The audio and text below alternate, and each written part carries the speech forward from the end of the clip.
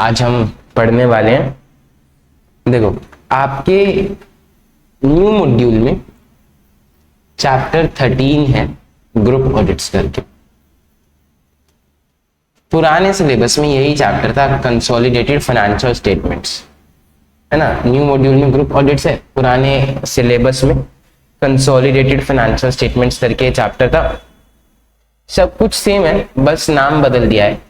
पुराने नोट्स मेरे थोड़े ज़्यादा बेटर हैं नए वाले के कंपैरेटिवली। इसमें कुछ कुछ स्टोरीज भी मैंने डाल रखी हैं, तो हम इसी से पढ़ेंगे और मैं आपको साथ साथ दिखाता जाऊंगा कि आपके नए मॉड्यूल में ये कहाँ है, और लैंग्वेज भी सब कुछ सेम है, कीवर्ड्स भी सब कुछ सेम है, तो आपको इश्यू नहीं आएगा। आप कहीं फिर आप इसी को रेफर कर पाओगे, है ना। हमारे जो नए वाले ये जो नोट्स दिए हैं मैंने आपको, ये हमारे प्रॉपर स्टडी मैट के हिसाब से, जैसे हमारे सारे चैप्टर के नोट्स होते हैं, ये भी पुराने इंस्टीट्यूट के स्टडी मैट के हिसाब से दोनों चीजें सेम ही हैं, कुछ भी चेंज नहीं हुआ है। इसलिए मैं आपको पढ़ाता यहाँ से हूँ, यहाँ पर बहुत ज्यादा बेटर प्रेजेंटेशन है उसके कंपैरेटिवली, और फिर मैं वहां पर आपको साथ साथ दिखाते जाऊंगा कि हमारा कुछ रह नहीं गया और सब कुछ कवर कर लिया हमने, ठीक है। एक क्वेश्चन आता है कंसोलिडेटेड फाइनेंशियल स्टेटमेंट या फिर ग्रुप ऑडिट के चैप्टर में से, एक ही चैप्टर है दोनों। पहले इसको सीएफएस बोलते थे, आजकल इसको ग्रुप ऑडिट बोल देते हैं। तो कंसोलिडेटेड फाइनेंशियल स्टेटमेंट किसको बनानी पड़ती है? देखो एक बार यहीं से देखते हैं। कंसोलिडेटेड फाइनेंशियल स्टेटमेंट उसको बनानी पड़ती है कि यार एक होल्डिंग है जिसकी एक सब्सिडरी है, एक कंपनी की अगर कोई सब्सिडरी है तो होल्डिंग को कंसोलिडेटेड फाइनेंशियल स्टेटमेंट्स बनानी पड़ती है। सब्सिडरी में यहां पर जॉइंट वेंचर, एसोसिएट, ये चीजें भी इंक्लूड हो जाती हैं। तो अगर किसी की कोई सब्सिडरी, जॉइंट वेंचर, एसोसिएट है किसी कंपनी की, तो उसको कंसोलिडेटेड फाइनेंशियल स्टेटमेंट्स बनानी पड़ती। अकाउंट्स में हम पढ़ते थे AS 21 और FR में हम पढ़ते हैं इंड AS 1110। ये दोनों बताते हैं कि भैया आपको कंसोलिडेटेड फाइनेंशियल स्टेटमेंट्स कैसे बनानी है। Section 129 of the companies act बोलता है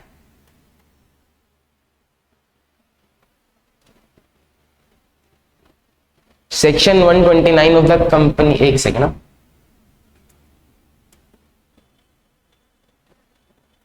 कि जहां एक कंपनी की एक या एक से ज्यादा सब्सिडरीज हैं, including associates and joint ventures, it shall in addition to its own financial statement prepare CFS of the company and its all subsidiaries in the same manner as of its own. जैसे कि वो अपनी financial statement बनाती है, ऐसे ही उसको बनानी है सभी जॉइंट वेंचर, एसोसिएट, सब्सिडरी की कंसोलिडेटेड फाइनेंशियल स्टेटमेंट, जैसे कि वो अपनी बनाती है, ठीक है। सेक्शन 129(4) बोलता है provision relating to the preparation, adoption and audit of financial statement shall apply mutatis mutandis to CFS।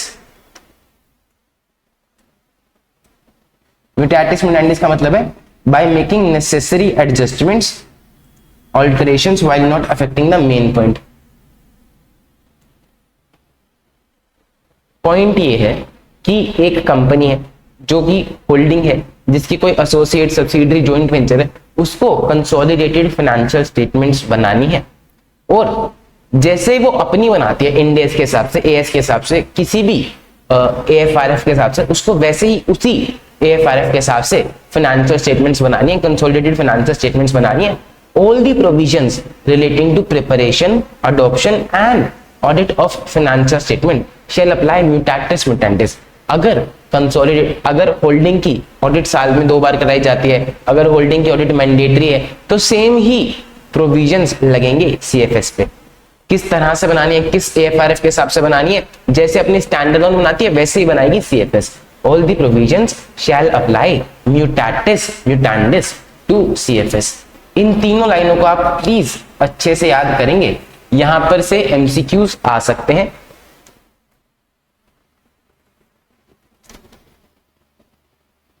अब हमने बोला कि यार कंसोलिडेटेड फाइनेंशियल स्टेटमेंट बनाने का तो बहुत ज्यादा काम है और इतना काम हम करना नहीं चाहते।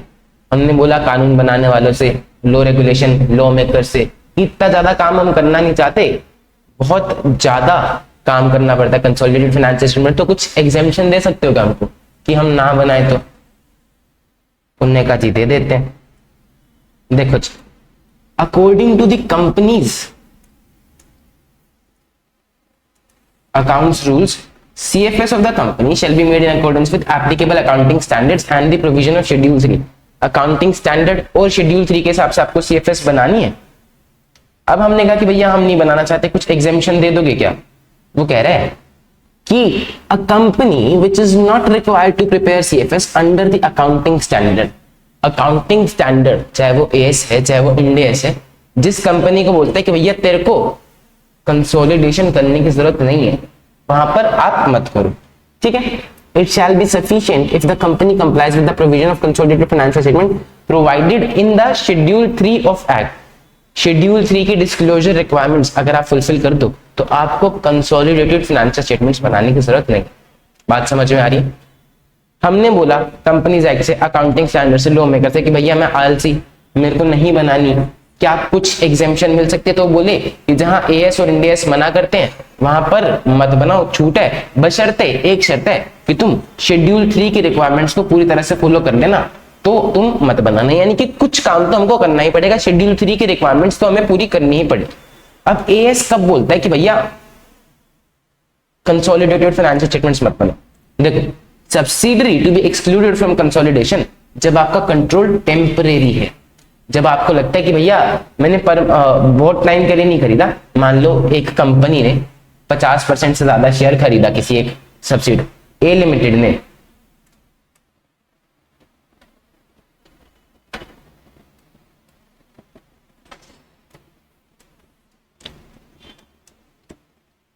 ए लिमिटेड ने बी लिमिटेड में 51% शेयर खरीद लिया और कुछ टाइम बाद 20% शेयर बेच दिया, तो अब इसके पास 30% शेयर बचा है। इसको पहले से पता था कि भैया मैं थोड़े टाइम बाद बेचने वाला हूं, मैं सिर्फ टेम्परेरी बेसिस पे खरीद रहा हूं। तो अगर आप टेम्परेरी बेसिस पे खरीद रहे हो, आपको पता है कि आप डिस्पोज ऑफ करने वाले हो, आप सेल ऑफ करने वाले हो, तो AS21 बोलता है कि भैया आप एक्सक्लूड कर दो, आप उसको CFS में इंक्लूड मत करो, ठीक है। या फिर कोई ऐसी कंडीशन हो सकती है कि the subsidiary operates under severe long term restriction which significantly impair its ability to transfer fund to a parent company. मान लो सब्सिडरी को पकड़ लिया किसी कानून वाले ने, ईडी ने, और उसको सील कर दिया कि भैया अब आपके बैंक अकाउंट से ना तो कोई पैसा जा सकता है ना आ सकता है, और 2 साल तक कुछ नहीं हो सकता। अगर आपकी सब्सिडरी किसी सेवियर लॉन्ग टर्म रिस्ट्रिक्शंस के अंदर ऑपरेट करती है, आपको ना वो पैसा बेच पा रही है ना आप उसको पैसा बेच पा रहे हो, which significantly impair its ability to transfer fund to parent company, तो उस केस में आप उसको एक्सक्लूड कर दो, उसको अपनी CFS में मत इंक्लूड करो। अगर आपकी सब्सिडरी से आप पैसा ले ही नहीं सकते हो, या फिर कोई ऐसी सिचुएशन है जहां पर आपका कंट्रोल ही नहीं है, आप उससे पैसा ले ही नहीं सकते हो, रिस्ट्रिक्शन लगी हुई है, तो आप उसको CFS में इंक्लूड मत करो। AS21 की 2 कंडीशंस, पहला अगर आपका कंट्रोल टेम्परेरी है, दूसरा सिवियर लॉन्ग टर्म रिस्ट्रिक्शंस लगी हुई है सब्सिडरी पे, तो आप मत इंक्लूड करो CFS में, मत बनाओ CFS, सिर्फ शेड्यूल 3 की रिक्वायरमेंट पूरी कर लो तो भी चल जाए। वहीं इंड AS 10 क्या कहता है? इंड AS कहता है टेम्परेरी का मेरे को पता, टेम्परेरी होगा तो भी इंक्लूड करना पड़ेगा, सिर्फ एक कंडीशन है, जब एक इन्वेस्टमेंट एंटिटी हो। इन्वेस्टमेंट एंटिटी क्या होती है? जो एंटिटी लोगों से पैसे लेती है ताकि अलग कंपनीज में इन्वेस्ट करके प्रॉफिट बना सके, जैसे कि म्यूचुअल फंड लोगों से पैसे लेते हैं, अलग कंपनी में इन्वेस्ट करते हैं ताकि प्रॉफिट बना सके। सब्सिडरी बनाने के लिए नहीं, प्रॉफिट बनाने के लिए इन्वेस्टमेंट करते हैं ताकि उस इन्वेस्टमेंट से उनका प्रॉफिट मिल सके। ये होती है एक इन्वेस्टमेंट कंपनी। अब एक बात सोचो, इन्वेस्टमेंट कंपनी का धंधा ही है दूसरी कंपनीज में इन्वेस्ट करना, तो वो कितनी कंपनियों का CFS बनाएगी। इसीलिए इंड AS 10 बोलता है कि भैया इन्वेस्टमेंट कंपनी को प्रेजेंट करने की जरूरत नहीं है, अगर वो अपनी सारी सब्सिडरीज को फेयर वैल्यू पे मेजर करती है, फेयर वैल्यू थ्रू P&L पे मेजर करती है कि मार्केट रेट जो चल रहा है उसी पे अगर आप मेजर करते हो अपने इन्वेस्टमेंट्स को, तो आप मत इंक्लूड कीजिए, मत बनाइए CFS, ठीक है। बात समझ में आ रही है जी? यहां तक बता दो एक बारी मेरे को।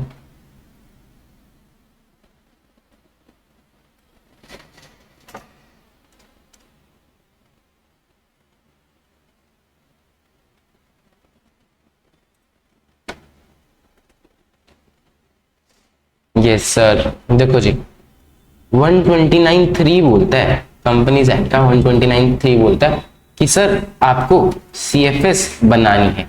कब बनानी है? जब आपकी एक सब्सिडरी होगी। सब्सिडरी में क्या क्या आता है? एसोसिएट और जेवी, कुछ भी हो, सब्सिडरी, एसोसिएट, जेवी, आपको सीएफएस बनानी है। फिर हम रोते पीटते गए कानून के पास, लॉ मेकर्स के पास कि नहीं नहीं भैया हमको नहीं बनानी, बहुत काम करना पड़ता है, हमारा मन नहीं, एक्सेट्रा एक्सेट्रा। तो उनने बोला कि अच्छा ठीक है रो मत, तू आलसी है तो एक काम कर, एएस या इंडेस, जहां जहां मना करते हैं कि भैया सीएफएस मत बना, वहां वहां तो मत बना। अब एएस कौन सा है? 21, इंडेस कौन सा है? 110। एएस कहां मना करता है? एएस कहता है कि भैया अगर तेरा कंट्रोल टेम्परेरी है, अगर तेरा कंट्रोल टेम्परेरी है तो तू मत बना सीएफएस। अगर दूसरा कंडीशन क्या थी? एक तो थी कंट्रोल टेम्परेरी, दूसरी कंडीशन क्या थी बताओ, बोलो जी, दूसरी कंडीशन क्या थी?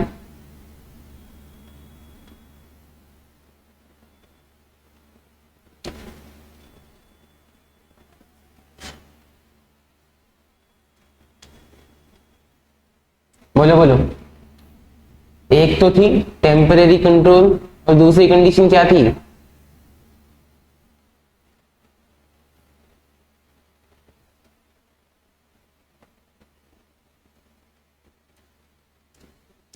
रिस्ट्रिक्शन है, लॉन्ग टर्म रिस्ट्रिक्शन है, long term fund transfer restriction है। तो भैया तो सीएफएस मत बना। इंडेस 1110 क्या कहता है कि इन्वेस्टमेंट एंटिटी है जिसका काम ही है इन्वेस्टमेंट करना, तो तू सीएफएस मत बना। एक लाइन बीच में लिखी हुई है चार्ट के ऊपर कि भैया कंसोलिडेशन हमें करनी किसके हिसाब से है? कंसोलिडेशन सीएफएस किसके हिसाब से बनानी है? एएस 21 एंड इंडेस 1110 के हिसाब से बनानी है कंसोलिडेशन, इनके हिसाब से करनी है, ठीक है। हाँ, schedule 3 compliance, very nice rain. ये बोलता है कि भैया सीएफएस मत बना। दूसरा इंडेस 10 कब बोलता है कि अगर इन्वेस्टमेंट एंटिटी है तो सीएफएस मत बना। इन्वेस्टमेंट एंटिटी के साथ इसने एक कंडीशन और जोड़ी हुई है, एक कंडीशन और जोड़ी हुई है। क्या कंडीशन? कि भैया सीएफएस तब मत बनाइए जब तेरी इन्वेस्टमेंट एंटिटी एफबीटीपीएल पे, यानी कि फेयर वैल्यू थ्रू पीएनएल पे मेजर करते हो अपनी सारी इन्वेस्टमेंट्स को। और इनने एक चीज बोला कि भैया कंसोलिडेशन मत बनाओ, लेकिन शेड्यूल 3 की रिक्वायरमेंट्स को तो आपको फुलफिल करना ही पड़ेगा।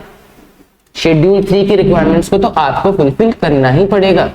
बात समझ में आई?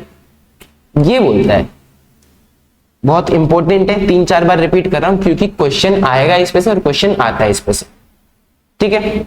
इजी है, कोई मुश्किल तो नहीं। फिर हमने उसको कहा कि अरे अरे अरे यार ऐसे मत कर यार, मैं बहुत आलसी, मेरे को शेड्यूल 3 की रिक्वायरमेंट भी फुलफिल नहीं करनी, कुछ और नहीं हो सकता क्या? उसने कहा अच्छा जी, शेड्यूल 3 की रिक्वायरमेंट भी फुलफिल नहीं करनी। अच्छा, इसमें एक पैराग्राफ रह गया, एक चीज रह गई, एक छोटी सी चीज, कि ये जो इन्वेस्टमेंट एंटिटी है, हम मान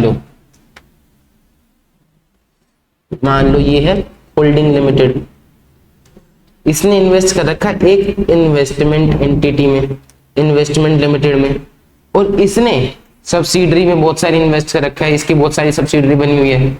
तो क्या इसको सीएफएस बनाने की जरूरत है क्या? क्या इसको सीएफएस बनाने की जरूरत है क्या?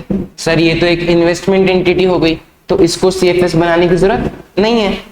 लो कहता है कि भैया अगर इस इन्वेस्टमेंट लिमिटेड कंपनी की, इस इन्वेस्टमेंट कंपनी की कोई होल्डिंग है तो उसको तो सीएफएस बनानी ही पड़ेगी, उसको तो सीएफएस बनानी ही पड़ेगी। हमने सिर्फ इन्वेस्टमेंट कंपनी को एग्जेम्प्ट किया है, वो भी किसको? जो एफबीटीपीएल पे मेजर करती हो, पढ़ा था एफआर में ये सब, जो एफबीटीपीएल पे मेजर करती हो, सिर्फ हमने उसको एग्जेम्प्ट किया सीएफएस बनाने से। लेकिन अगर आपकी कोई दूसरी कंपनी है जिसकी एक सब्सिडरी है इन्वेस्टमेंट कंपनी, आपको तो सीएफएस बनानी ही पड़ेगी, अनलेस एंड अनटिल आपकी होल्डिंग भी एक इन्वेस्टमेंट कंपनी हो।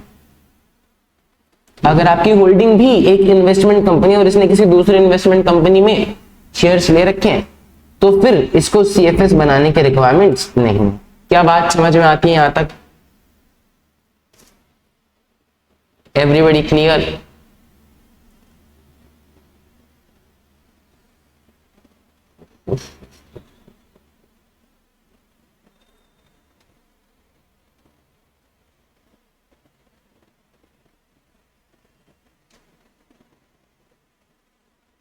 बताइए जी, एवरीबडी क्लियर?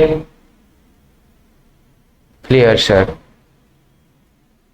देखो जी, फिर क्लियर सर। हमने कहा नहीं नहीं भैया हम तो बहुत आलसी हैं, हमको शेड्यूल 3 की रिक्वायरमेंट भी पूरी नहीं करनी। तो इसने बोला अच्छा ठीक है सुन, सीएफएस मत बना, सीएफएस की रिक्वायरमेंट अप्लाई नहीं होगी अगर आप इन फलानी कंडीशंस को फुलफिल कर देते हो तो। अगर आप इन फलानी कंडीशंस को फुलफिल कर देते हो तो। देखो सीएफएस किसको बनानी पड़ती है? एक होल्डिंग कंपनी को जिसकी सब्सिडरी होती है, जिसकी मान लो बहुत सारी सब्सिडरी हैं, एसोसिएट है, जॉइंट वेंचर है ना, इसको सीएफएस बनाने की जरूरत है। तो हम बोलने कि भैया हम सीएफएस नहीं बनाना चाहते, बहुत काम करना पड़ता है, बहुत मेहनत करनी पड़ती है। तो इसने कहा अच्छा ठीक है, एक शर्त पे हम सीएफएस नहीं बनाने देंगे, अगर तेरी कोई और होल्डिंग कंपनी भी है, अल्टीमेट होल्डिंग कंपनी है, ठीक है, जिसकी तेरे में शेयर है, you are fully owned subsidiary, तो आप सीएफएस नहीं बनाओगे तो भी चलेगा, बशर्ते 3 कंडीशन है कि आपने अपने सारे शेयर होल्डर्स को इंटीमेट कर दिया है इन राइटिंग। देखो जी, अगर आप एक होली ओन्ड सब्सिडरी या partially owned subsidiary and all its other members have been intimated in writing including those not otherwise entitled to vote,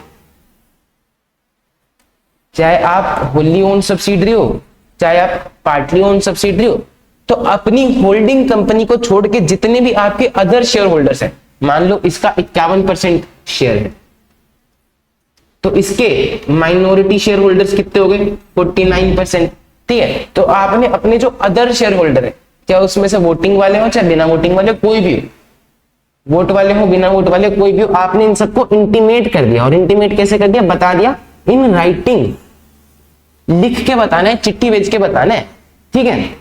और प्रूफ ऑफ डिलीवरी भी होना चाहिए कि भैया आपके पास कि आपने बता दिया। क्या बता दिया? कि भैया हम सीएफएस नहीं बनाना चाहते, और उनको कोई ऑब्जेक्शन नहीं है कि आप सीएफएस नहीं बना रहे, तो आप सीएफएस मत बनो। आपके जितने भी माइनॉरिटी स्टेक होल्डर्स हैं अदर देन होल्डिंग, आपने उन सबको बता दिया है और ये ऑब्जेक्ट नहीं कर रहे हैं, ये कहते हैं कि भैया ठीक है आप मत बनाओ सीएफएस। क्यों? क्योंकि आपकी होल्डिंग कंपनी तो वैसे भी बनानी ही वाली है ना, आपकी होल्डिंग कंपनी तो वैसे भी बनानी ही वाली है ना। तो इन्होंने कहा हाँ होल्डिंग कंपनी बनाने वाली ना, तो हमारी एक और कंडीशन है कि आपकी ultimate holding company should file there CFS with the registrar. देखो, अल्टीमेट और intermediate holding company files CFS with the registrar in compliance with accounting standard. Ultimate और इंटरमीडिएट होल्डिंग कंपनी मतलब सर देखो, ये अल्टीमेट होल्डिंग है, मान लो अगर ये अल्टीमेट नहीं होती, मान लो अगर ये अल्टीमेट नहीं होती, एक होल्डिंग कंपनी, इसके ऊपर एक होल्डिंग कंपनी है ना, इसके ऊपर एक अल्टीमेट होल्डिंग कंपनी, तो इसका इसमें कंट्रोल है, इसका इसमें कंट्रोल है। तो अगर आपकी ये वाली कंपनी या ये वाली कंपनी कोई सी भी रजिस्ट्रार के साथ सीएफएस बना के फाइल करती है एज पर एएस, तो ये तो कर ही रही है, तो आप नहीं भी करोगे तो भी चलेगा। तो दूसरी कंडीशन ये, पहली कंडीशन है शेयर होल्डर को इंटीमेट कर दिया, दूसरी कंडीशन है आपकी होल्डिंग, अल्टीमेट होल्डिंग या intermediate holding company consolidated financial statement बना रही है, रजिस्ट्रार के साथ फाइल कर रही है और बना रही है अकाउंटिंग स्टैंडर्ड के हिसाब से। दो कंडीशन। तीसरी कंडीशन की सर आप लिस्टेड नहीं होने चाहिए और not in the process of listing होने चाहिए, चाहे इन और आउटसाइड इंडिया। आप जो हमसे बोल रहे हैं कि भैया मैं आलसी हूं, मैं नहीं बनाना चाहता CFS, you should not be listed. अगर आप लिस्टेड कंपनी हो तो आप बनाओगे CFS, and process of listing में भी नहीं होनी चाहिए आप कि भैया आपने स्टॉक एक्सचेंज पे भेज रखी है चीजें, तो प्रोसेस ऑफ लिस्टिंग में भी नहीं होनी चाहिए आप, चाहे इंडिया का स्टॉक एक्सचेंज हो चाहे बाहर का स्टॉक एक्सचेंज हो, कोई सा भी हो, you are not listed and not in the process of listing. अगर ये तीनों कंडीशंस फुलफिल होती हैं, तीनों एंड है एंड तीनों फुलफिल होनी चाहिए, अगर ये तीनों कंडीशंस फुलफिल होती हैं तो हम आपको माफ कर देंगे भैया आप जाओ और सीएफएस मत बनो। बात समझ में आती है जी? बताइए।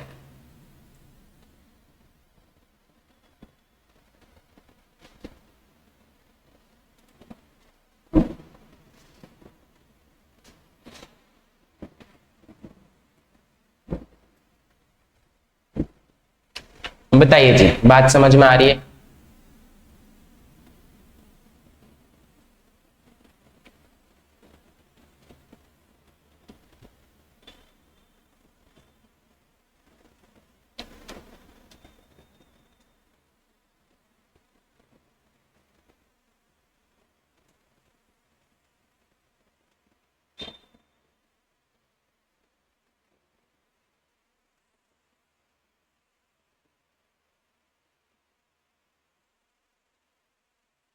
बात समझ में आ रही है बच्चों?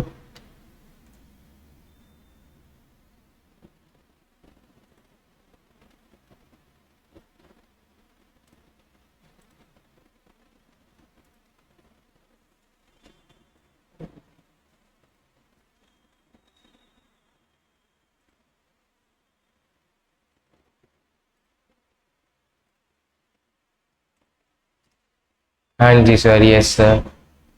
इस ग्रुप में होल्डिंग और अल्टीमेट होल्डिंग कंपनी सीएफएस बनाएगी। इस ग्रुप होल्डिंग अल्टीमेट होल्डिंग बना रही हो या इंटरमीडिएरी होल्डिंग बना रही हो, यानी कि आपसे ऊपर कोई भी एक कंपनी सीएफएस बना रही हो, प्लस वो सीएफएस बना रही हो एएस के हिसाब से, अकाउंट इंडियस के हिसाब से, या फिर या तो इंडियस के हिसाब से या आईएएस के हिसाब से, प्लस वो अपने सीएफएस फाइल भी कर रही हो रजिस्ट्रार के साथ। ये दोनों कंडीशंस भी फुलफिल होनी चाहिए। सीएफएस तो बनाना ही चाहिए किसी ने भी, या तो इंटरमीडिएट होल्डिंग ने या अल्टीमेट होल्डिंग ने, और लो के साथ कंप्लायंस में एएस इंडियस के हिसाब से बनाना चाहिए, प्लस में फाइल भी करना चाहिए रजिस्ट्रार के साथ। और तीनों कंडीशन फुलफिल होनी चाहिए कि भैया आप पहली बात तो दूसरे शेयर होल्डर को इंटीमेट करोगे, ठीक है, फिर वो ऑब्जेक्ट नहीं करते तो पहली कंडीशन फुलफिल होती है। ऊपर वाले सीएफएस बना रहे हैं तो दूसरी कंडीशन फुलफिल होती है, और आप लिस्टिंग में नहीं हो और प्रोसेस ऑफ लिस्टिंग में भी नहीं हो।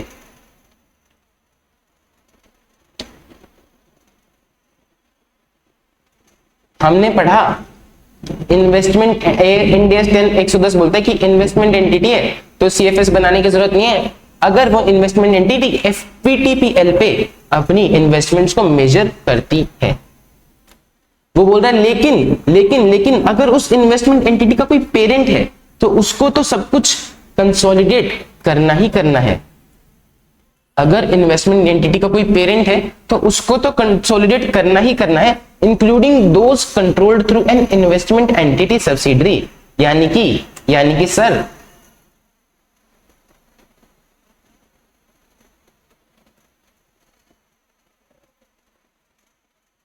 यानी कि ये जो होल्डिंग है, अगर इन्वेस्टमेंट एंटिटी का कोई पेरेंट है तो इसको कंसोलिडेट करने हैं इन्वेस्टमेंट एंटिटी के अकाउंट्स, प्लस इन्वेस्टमेंट एंटिटी ने जिनको सब्सिडरी बना रखा है इन सबको भी कंसोलिडेट करना है।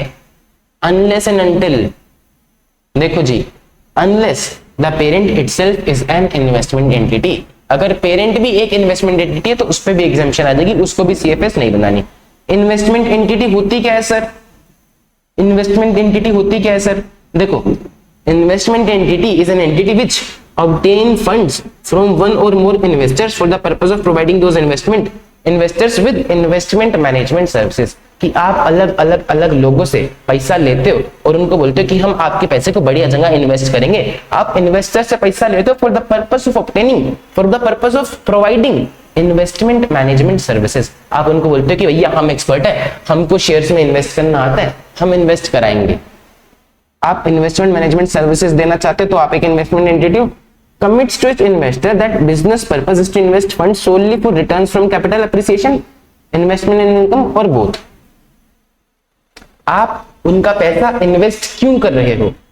सिर्फ कैपिटल अप्रिसिएशन के लिए कि भैया आपका पैसा बढ़ेगा, या फिर इन्वेस्टमेंट इनकम के लिए, या दोनों के लिए। इन्हीं तीन पर्पस के लिए आप उनका पैसा इन्वेस्ट कर रहे हो तो एक इन्वेस्टमेंट एंटिटी हो आप। पहली बात, आप लोगों से पैसा लेते हो for the purpose of providing investment management services. आपने पैसा लिया, अब उस पैसे को इन्वेस्ट कर रहे हो किस पर्पस के लिए? या तो कैपिटल बढ़ जाए या फिर कुछ इनकम आती रहे डिविडेंड के थ्रू, है ना, या फिर दोनों चीजें हो कि भैया कैपिटल भी बढ़े और कुछ इनकम भी आते रहे डिविडेंड के थ्रू, यही आपके ऑब्जेक्टिव होने चाहिए। And measures and evaluate performance of substantially all investment on fair value basis, और आप अपनी सारी इन्वेस्टमेंट को फेयर वैल्यू बेसिस पे मेजर करते हो तो एक इन्वेस्टमेंट कंपनी हो आप। Parent of investment entity shall prepare CFS unless it is also an investment entity, ये बात हमने पढ़ ही ली है। फिर ये बोलता है कि इंड AS 10 क्या कमाल की बात बताता है कि कंसोलिडेशन कब से कब तक होनी चाहिए, जिस दिन से आपने कंट्रोल लिया उस दिन से लेके जब तक आपका कंट्रोल चला नहीं गया, जब तक आपने बेच नहीं दिया तब तक आप कंसोलिडेशन करो। कॉमन सेंस, जब आपने कंट्रोल लिया उस दिन से ही तो सीएफएस बनाने शुरू करोगे, और जब आपने बेच ही दी सब्सिडरी फिर आप सीएफएस क्यों बनाओगे? लेकिन ये भी इन्होंने लिख के बताया है, बट कोई बात नहीं। फिर ये बोल रहे हैं कि जैसे हम स्टैंडअलोन फाइनेंशियल स्टेटमेंट्स अप्रूव कराते हैं इसी तरह से हम सीएफएस भी बीओडी से अप्रूव कराएंगे before they are signed along with this SFS. SFS भी साइन कराएंगे, अप्रूव कराएंगे, सीएफएस भी अप्रूव कराएंगे and shall also be laid before the AGM of the company along with its SFS। Annual general meeting में भी दोनों चीजें जाएंगी, स्टैंडअलोन फाइनेंशियल स्टेटमेंट्स भी और कंसोलिडेटेड फाइनेंशियल स्टेटमेंट्स भी। Company shall also attach along with its financial statement a separate statement containing salient feature of the financial statement of its subsidiaries in form AOC1। आपको अपनी subsidiary जिन जिनका भी आपने consolidated financial statement में consolidation किया है उनके कुछ फीचर्स बताने, जैसे कि ये भैया क्या नाम है इसका, क्या काम करती है, ये कितनी बड़ी एंटिटी है, थोड़े बहुत फीचर्स बताने। इसके लिए एक फॉर्म स्पेसिफाइड है AOC1, स्टार मार्क कर लीजिएगा, MCQ आ सकता है। बताइए जी, क्या यहां तक क्लियर है क्या?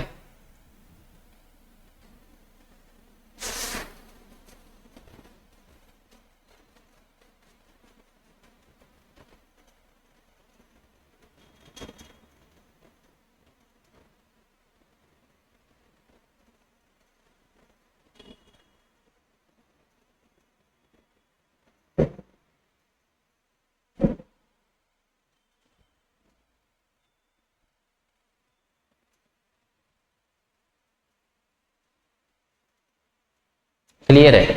सवाल देखो, सवाल का जवाब देना, जो बच्चा सवाल का जवाब देगा मेरे को खुद ही पता चल जाएगा कि भैया क्लियर है कि नहीं। ये कह रहा है कि एक कंपनी है पेरेंट लिमिटेड, इसने अक्वायर करें चाइल्ड लिमिटेड के 51% शेयर ड्यूरिंग द ईयर, ठीक है, ड्यूरिंग द फाइनेंशियल ईयर।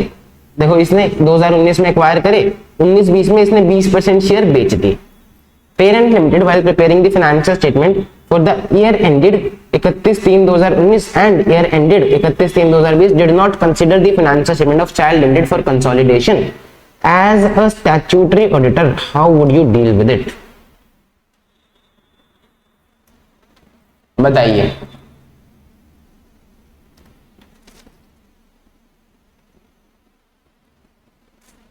एक कंपनी है, उसने सब्सिडरी बनाई, 51% शेयर खरीदे और फिर उनको बेच दिया और इनने कंसीडर नहीं किया, सीएफएस नहीं बनाई, तो क्या इसको बनानी चाहिए थी क्या?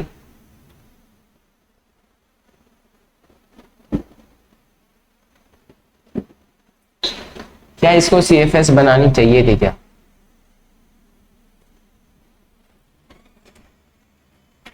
टेम्परेरी पीरियड की यार कोई डेफिनेशन नहीं दी हुई इन्होंने कि टेम्परेरी पीरियड कितना होना चाहिए, बस उसने खरीद के जल्दी बेच दिए तो हम सोचते हैं कि टेम्परेरी पीरियड है।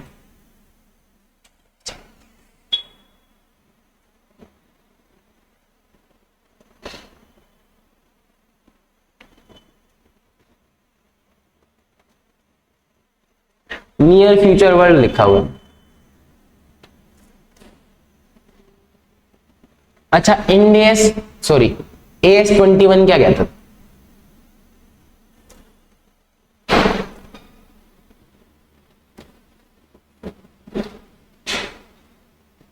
देखो अपने इस छोटे से चार्ट पे आते हैं, क्या सीन था। ये कह रहा है कि भैया आपको सीएफएस बनाने की रिक्वायरमेंट कब कब नहीं है। AS21 कहता है कि अगर टेम्परेरी कंट्रोल हो तो मत बनाओ CFS, long term fund transfer restriction हो तो मत बनाओ सीएफएस। अब long term fund transfer restriction जैसा तो कुछ हमें दिखा नहीं, टेम्परेरी कंट्रोल हमें जरूर दिखा कि भैया खरीदे और थोड़ा टाइम बाद बेच दिए, तो this was a temporary control. ठीक है, तो अगर कंट्रोल टेम्परेरी है तो AS21 कहता है कि मत बनाओ CFS। लेकिन वहीं अगर कंट्रोल टेम्परेरी है और एंटिटी पे IND AS 110 लगता है तो IND AS 110 को कोई मतलब नहीं है टेम्परेरी कंट्रोल है, फंड रिस्ट्रिक्शन है कि नहीं है, उसको मतलब है सिर्फ इन्वेस्टमेंट एंटिटी होने से। अगर IND AS 10 लगता है इस फलानी एंटिटी पे, पेरेंट लिमिटेड पे, तो वो कंसोलिडेटेड फाइनेंशियल स्टेटमेंट बनाएगी। अगर AS21 लगता है तो वो कंसोलिडेटेड फाइनेंशियल स्टेटमेंट नहीं बनाएगी। क्या यहां तक बात समझ में आती है?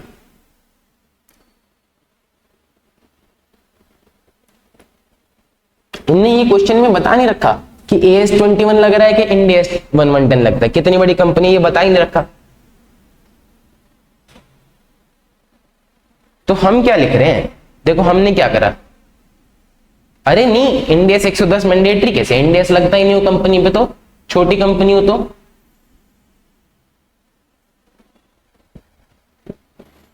ये कह रहा है, सुनो आंसर पढ़ो। देखो AS21 कहता है कि subsidiary should be excluded from consolidation जब कंट्रोल टेम्परेरी हो, because shares are acquired in held exclusively with view to its subsequent disposal. जहां enterprise majority voting power hold करती है, ओनरशिप होल्ड करती है और अक्वायर करें shares exclusively with view to subsequent disposal in the near future, control by first mention enterprise would be considered temporary. यानी कि हमने शेयर्स खरीदे ही इसलिए कि हम उसको नियर फ्यूचर में बेचते, तो हम कहेंगे कि ये टेम्परेरी कंट्रोल है और investment in such subsidiary should B accounted in accordance with AS 13 accounting for investment. इसको हम अकाउंटिंग फॉर इन्वेस्टमेंट AS 13 के हिसाब से देखेंगे। In a case of entity which is excluded from consolidation on grounds that relationship of parent with other entity as subsidiary is temporary, auditor should verify that intention of parent to dispose subsidiary in near future existed at the time of acquisition of subsidiary. The auditor should also verify reason for exclusion are given in CFS. Auditor audit करने जाएगा तो दो चीज देखेगा। पहली बात तो confirm करेगा कि भैया तुम्हारा इरादा जिस दिन तुमने खरीदा उस दिन से बेचने का ही है ना, तुम्हारा इरादा जिस दिन से तुमने खरीदा उस दिन से बेचने का ही है ना। कैसे कंफर्म करेगा? इंक्वायरी कर लेगा, रिटर्न रिप्रेजेंटेशन ले लेगा, बोर्ड मिनट्स देख लेगा, है ना, मिनट्स ऑफ मीटिंग पढ़ लेगा, ये सब चीजें कर सकते। और वो ये भी देखेगा कि भैया CFS में रीजन दिए हुए हैं, बताया हुआ है कि भैया हमारा इरादा बेचने का, इसलिए हम कंसोलिडेटेड फाइनेंशियल स्टेटमेंट नहीं बना रहे। ये तो थी बात जी AS21 की। AS21 कहता है कि अगर टेम्परेरी कंट्रोल है तो आप मत बनाओ CFS। ठीक है, IND AS 110 बोलते हैं कि भैया ऐसी कोई एग्जेम्पशन मेरे अंदर नहीं है टेम्परेरी कंट्रोल की या फिर long term fund transfer restriction की। IND AS 110 का तो सीधा सीधा हिसाब है कि अगर इन्वेस्टमेंट एंटिटी है तो आप मत बनो। ठीक है, फिर ये बोलता है सेक्शन 129(3) के हिसाब से एक कंपनी जो सब्सिडरी है उसको CFS बनाने की जरूरत नहीं है अंडर एप्लीकेबल AS, बस शेड्यूल 3 का कंप्लायंस वो करते। 129(3) क्या बोलता है कि भैया आपको CFS बनानी, लेकिन CFS कब नहीं बनानी? जब AS इंडिया खुद बना देते हैं। AS21 ने मना कर दिया कि अगर कंट्रोल टेम्परेरी है तो मत बनाओ, लेकिन 129(3) बोलता है कि भैया शेड्यूल 3 की रिक्वायरमेंट्स तो आपको पूरी करनी ही करनी। तो कंक्लूजन क्या निकला सर? इस केस में पेरेंट ने 51% शेयर लिए ड्यूरिंग द ईयर दिस और सोल्ड कर दिए 20% शेयर इस ईयर में, तो हम कंसोलिडेट नहीं करेंगे। इंटेंशन क्लियर है कि भैया कंट्रोल टेम्परेरी है क्योंकि इसने शेयर अगले ही साल में डिस्पोज ऑफ कर दी, इसलिए उसको CFS बनाने की जरूरत नहीं है AS21 के हिसाब से, लेकिन उसको 129(3) के हिसाब से शेड्यूल 3 की रिक्वायरमेंट को तो पूरा करना ही करना है। अब वो बता रहे हैं कि लेकिन अगर इसकी फाइनेंशियल स्टेटमेंट्स IND AS के हिसाब से बनती है तो इसको CFS बनाने चाहिए थे, क्योंकि IND AS 110 में टेम्परेरी कंट्रोल या long term fund transfer restriction की कोई भी एग्जेम्पशन अवेलेबल नहीं है। ठीक है, फिर इसने एक लाइन बता दी लास्ट में कि भैया जिस दिन से कंट्रोल अक्वायर किया था उस दिन से लेके जिस दिन तक कंट्रोल आपने बेच नहीं दिया उस दिन तक आपको कंसोलिडेशन करनी है, कंसोलिडेशन के रिक्वायरमेंट्स उस दिन तक आप पे अप्लाई होती है। बताइए जी, क्या बात यहां तक समझ में आ जाती है?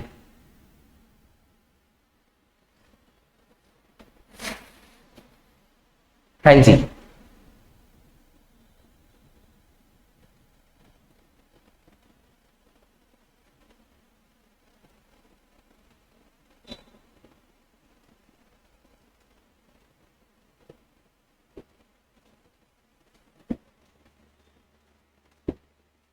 बताइए।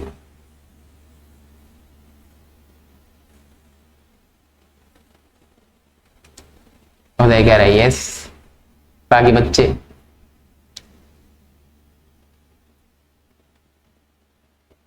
देखो एक बार ये एसएम में भी दिखा दो तुमको टॉपिक। पहले इसने बता रखा है कि सीएफएस क्या होती हैं।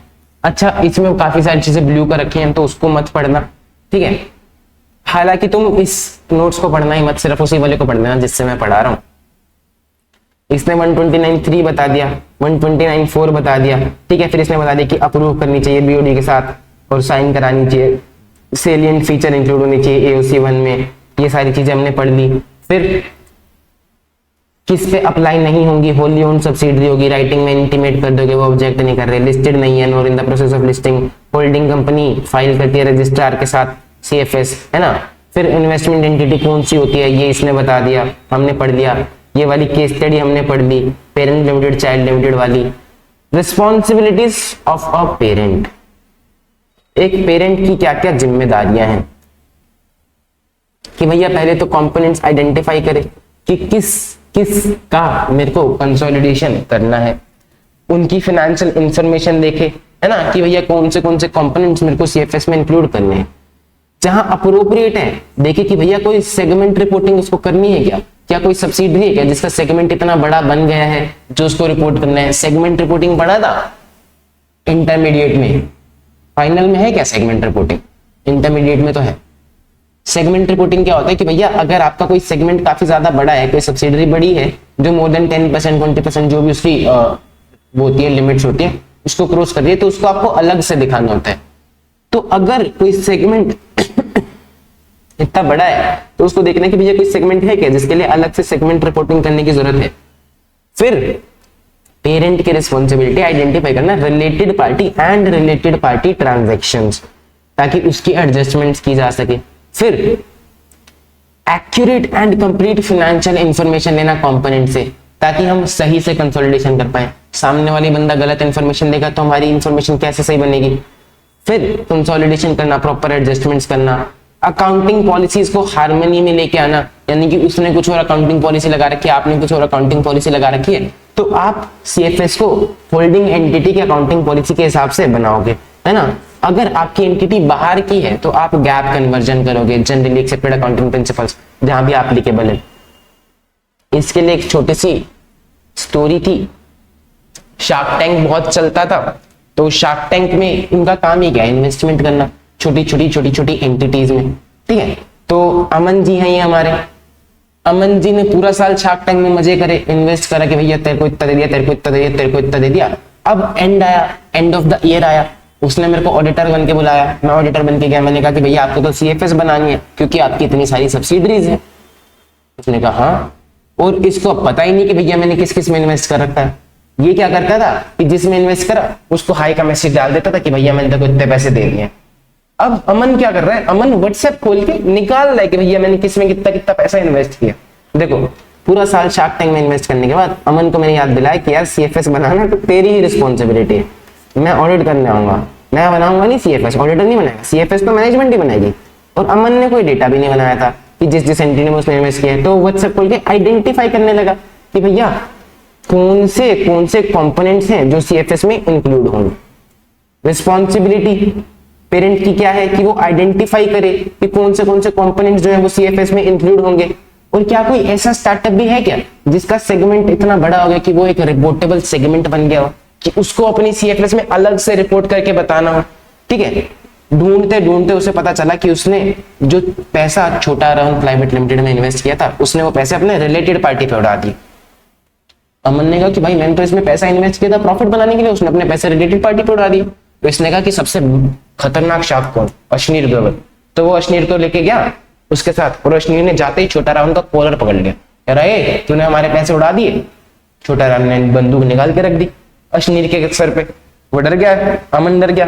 फिर उसने किसी तरह हाथ पैर जोड़े, कह रहा अरे अरे रावण भाई सुनो, हम कोई पैसे मांगने थोड़ी है, हम तो बस क्या है ना कि वो मोदी जी ने क्या बोल रखा है कि सीएफएस बनानी है, कंसोलिडेटेड फाइनेंशियल स्टेटमेंट बनानी है, तो हम तो बस आपसे इतना कह रहे हैं कि आपने जैसे भी जो भी खर्च किया है आप हमें बस कंप्लीट फाइनेंशियल इंफॉर्मेशन दें ताकि हम अप्रोप्रिएटली कंसोलिडेशन एडजस्टमेंट कर सके, अपनी सीएफएस प्रेजेंट कर सके। बाकी सारा पैसा आपका ही है, आप जब बोलो, है ना। तो उसने उसको छोड़ दिया, कह रहा वापस मत आ जाना ऐसे फालतू बातें लेके मेरे पास, ले जाओ इन्फॉर्मेशन ले जाओ। वहां से बाहर निकल के फिर अमन अश्नीर को समझा रहा है कि भाई थोड़ा हारमनी में रहा कर, थोड़ा गैप बना के रखा कर, कॉलर मत पकड़ लिया कर, अभी मरवा देता। ठीक है, क्या क्या कीवर्ड्स है, क्या पढ़ रहे हैं हम? Responsibility of parent. क्या रिस्पॉन्सिबिलिटी है? आइडेंटिफाई करे कंपोनेंट्स जो सीएफएस में इंक्लूड होंगे, देखे कि भैया कोई रिपोर्टेबल सेगमेंट है क्या, रिलेटेड पार्टीज को आइडेंटिफाई करे, कंप्लीट इंफॉर्मेशन ऑब्टेन करे, अप्रोप्रिएट कंसोलिडेशन एडजस्टमेंट्स करे, हार्मोनाइज करे अकाउंटिंग प्रिंसिपल्स को, और गैप कन्वर्जन करे जहां पर भी एप्लीकेबल है। बात समझ में आ रही है क्या? एक बारी बोल के देखोगे खुद से, बोल के देखो खुद से कि क्या चीजें याद कर पा रहे हो। स्टोरी पढ़ो, बोल के देखो एक बारी खुद से। रिस्पॉन्सिबिलिटी क्या है? आइडेंटिफाई करना कंपोनेंट्स, ठीक है, जो सीएफएस में इंक्लूड कर जा सके, रिपोर्टेबल सेगमेंट्स, रिलेटेड पार्टी को आइडेंटिफाई करना, कंप्लीट इंफॉर्मेशन लेना, अप्रोप्रिएट कंसोलिडेशन एडजस्टमेंट करना, हार्मनी में हार्मोनाइज करना अकाउंटिंग प्रिंसिपल्स को, और गैप कन्वर्जन करना। स्टोरी क्या थी कि अमन, उसको पता ही नहीं था, मैंने उससे बोला कि भैया तेरी रिस्पॉन्सिबिलिटी है सीएफएस बनाना, मैं तो खाली चेक करने आऊंगा।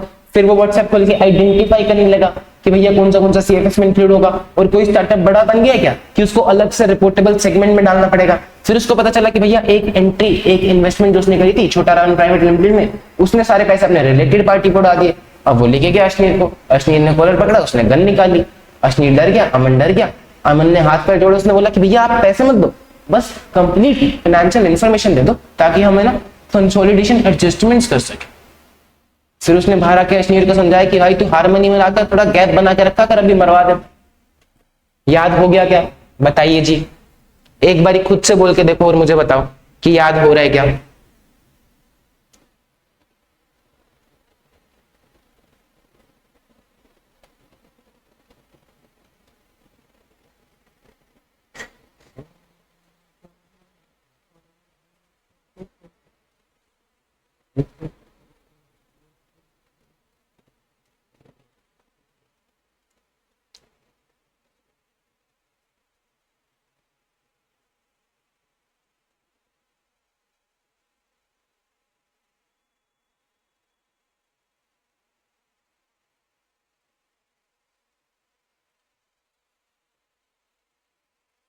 पांच नंबर का क्वेश्चन आएगा तो लिख लोगे पेपर में? डब्बा गुल तो नहीं हो जाएगा तुम्हारा?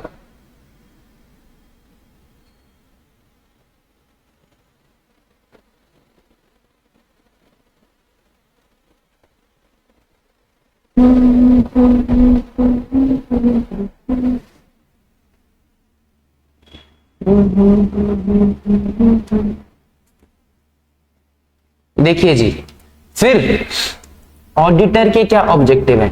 अभी हमने कहा कि भैया पेरेंट की क्या रिस्पॉन्सिबिलिटी है, अब हम कहेंगे ऑडिटर के क्या ऑब्जेक्टिव।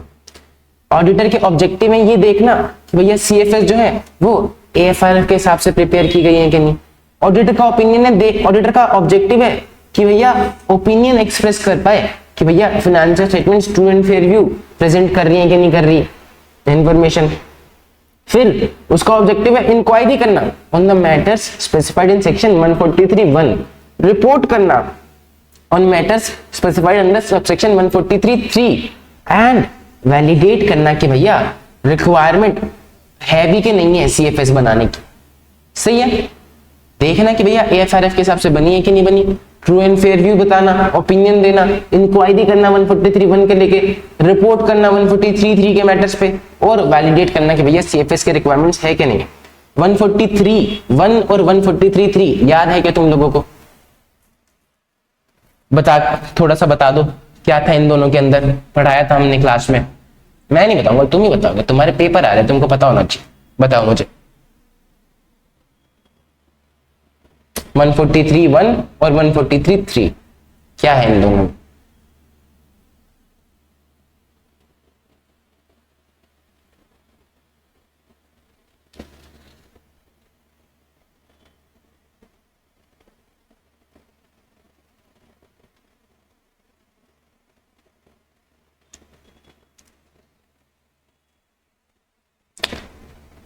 बताइए जी, बताइए।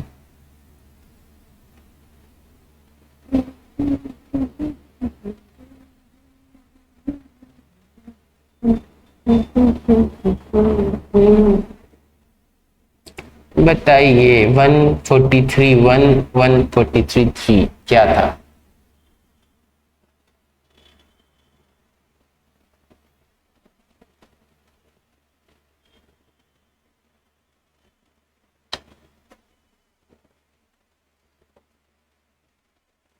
One powers and duties of the auditor, और 143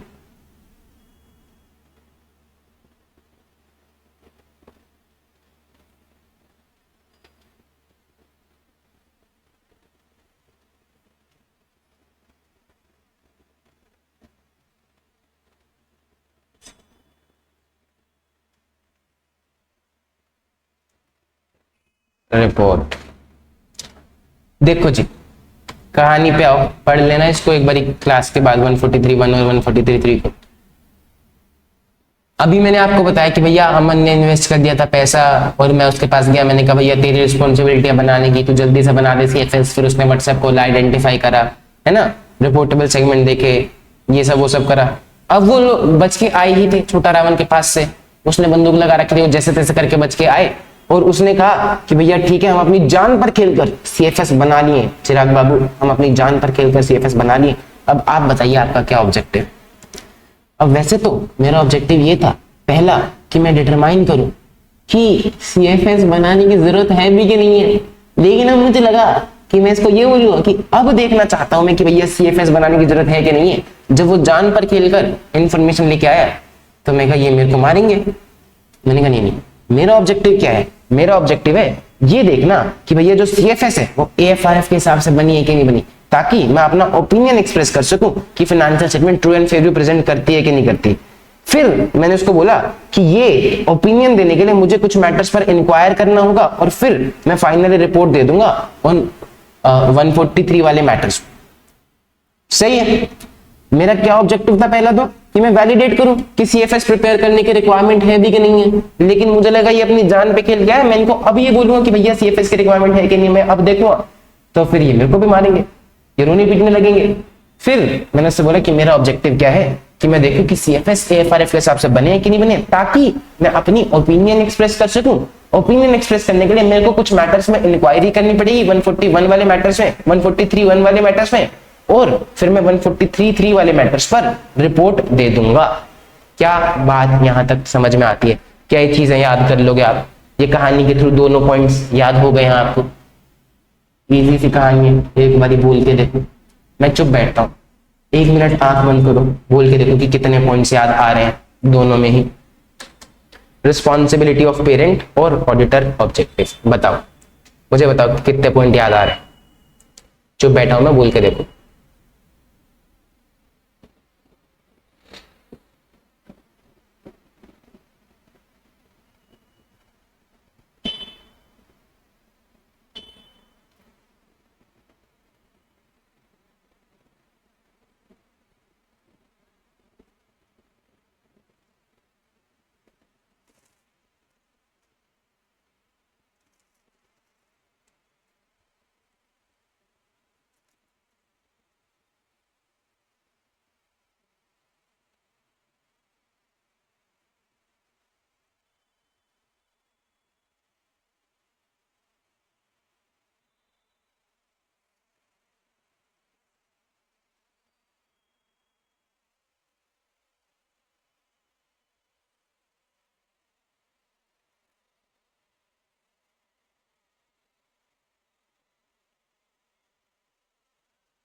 डन सर। कितने पॉइंट याद आए? सारे आ गए? बाकी बच्चे?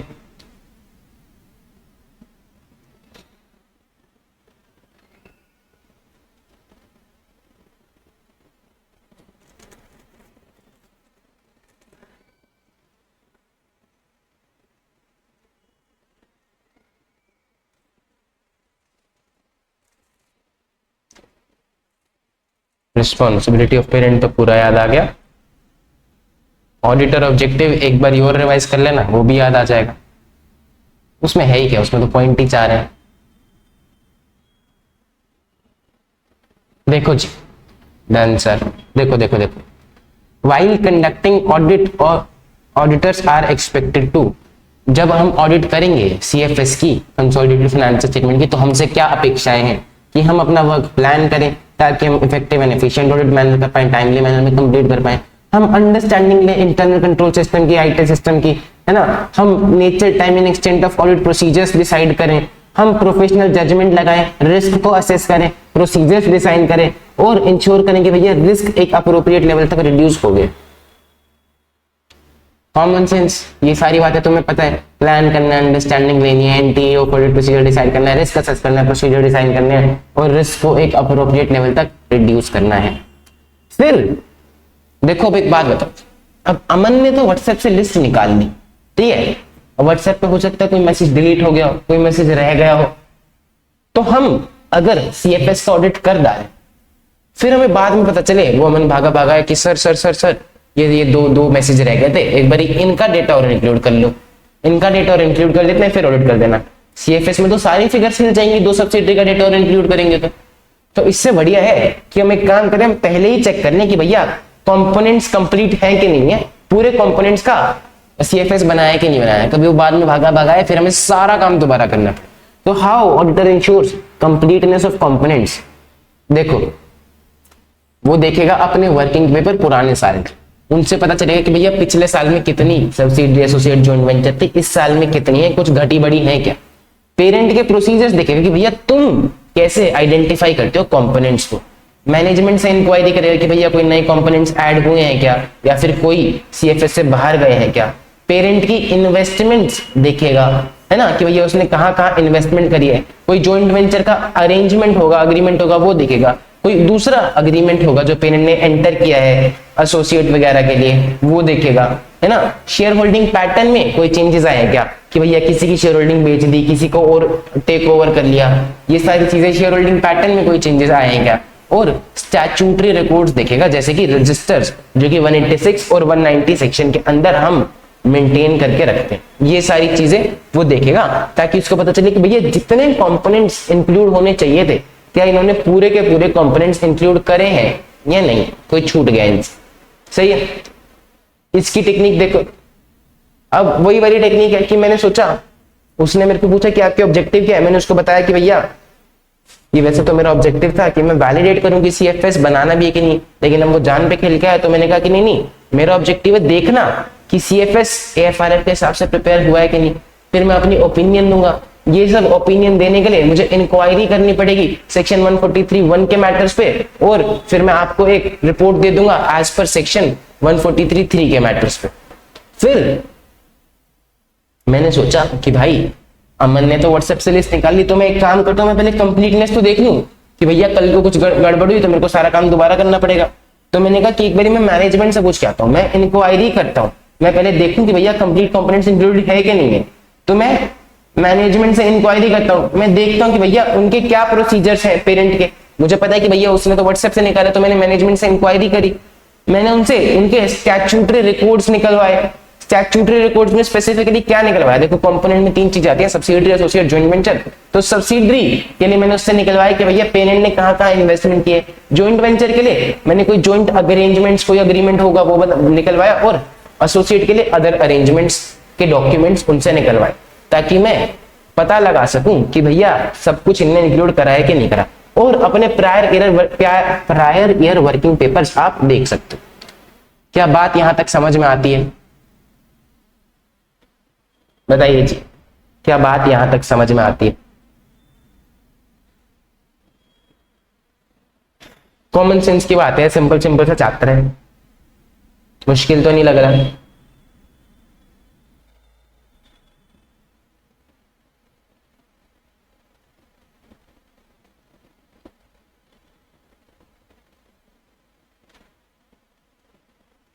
क्लियर है सर। फिर planning audit of consolidated financial statement हम कैसे प्लान करेंगे। सबसे पहले हम अंडरस्टैंडिंग लेंगे किसकी, ग्रुप स्ट्रक्चर की, कि भैया आपकी कितनी एसोसिएट, कितनी सब्सिडियरी, कितने जॉइंट वेंचर है, आपके यहाँ के आईटी सिस्टम्स की, आपने ग्रुप वाइड कंट्रोल्स क्या लगा रखे हैं, इंटरनल कंट्रोल्स, आपने आईटी कंट्रोल्स क्या लगा रखे हैं, आपके यहाँ की अकाउंटिंग पॉलिसीज क्या है, पेरेंट की भी और कंपोनेंट की भी। फिर हम रिस्क असेस करेंगे, रिस्क ऑफ मटेरियल में स्टेटमेंट असेस करेंगे, और फिर हम अपने anti of audit procedure determine करेंगे। फिर अब क्योंकि हमारी बहुत सारी सब्सिडरीज है, एसोसिएट है, जॉइंट वेंचर है, तो और कंपोनेंट ऑडिटर्स भी इन्वॉल्व होंगे। तो हम देखेंगे कि भैया उनका काम किस हद तक यूज करना है और उनके साथ कोऑर्डिनेट करेंगे। देखो जी, understanding the group structure, group wide controls, IT system and IT related controls. फिर हम देखेंगे अकाउंटिंग पॉलिसीज क्या है, पेरेंट की भी और कंपोनेंट्स की भी। फिर हम एनटीई ऑफ ऑडिट प्रोसीजर डिसाइड करेंगे, risk of material misstatement assess करेंगे। फिर हम देखेंगे कि भैया सामने वाले ऑडिटर्स जो इन्वॉल्व हैं उनका काम कितना यूज करना है और उनके साथ हम कोऑर्डिनेट करेंगे। इजी पीजी,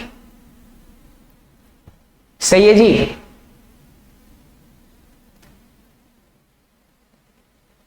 अब मुझे एक बात बताओ, कंपोनेंट है छोटा सा, सीएफएस है बड़ा सा, ग्रुप एंटिटी है बड़ी सी, तो दोनों की मटीरियलिटी सेम होनी चाहिए कि अलग अलग होनी चाहिए? कंपोनेंट है छोटा सा, ग्रुप एंटिटी है बड़ी सी, तो दोनों की मटीरियलिटी सेम होनी चाहिए कि अलग अलग होनी चाहिए?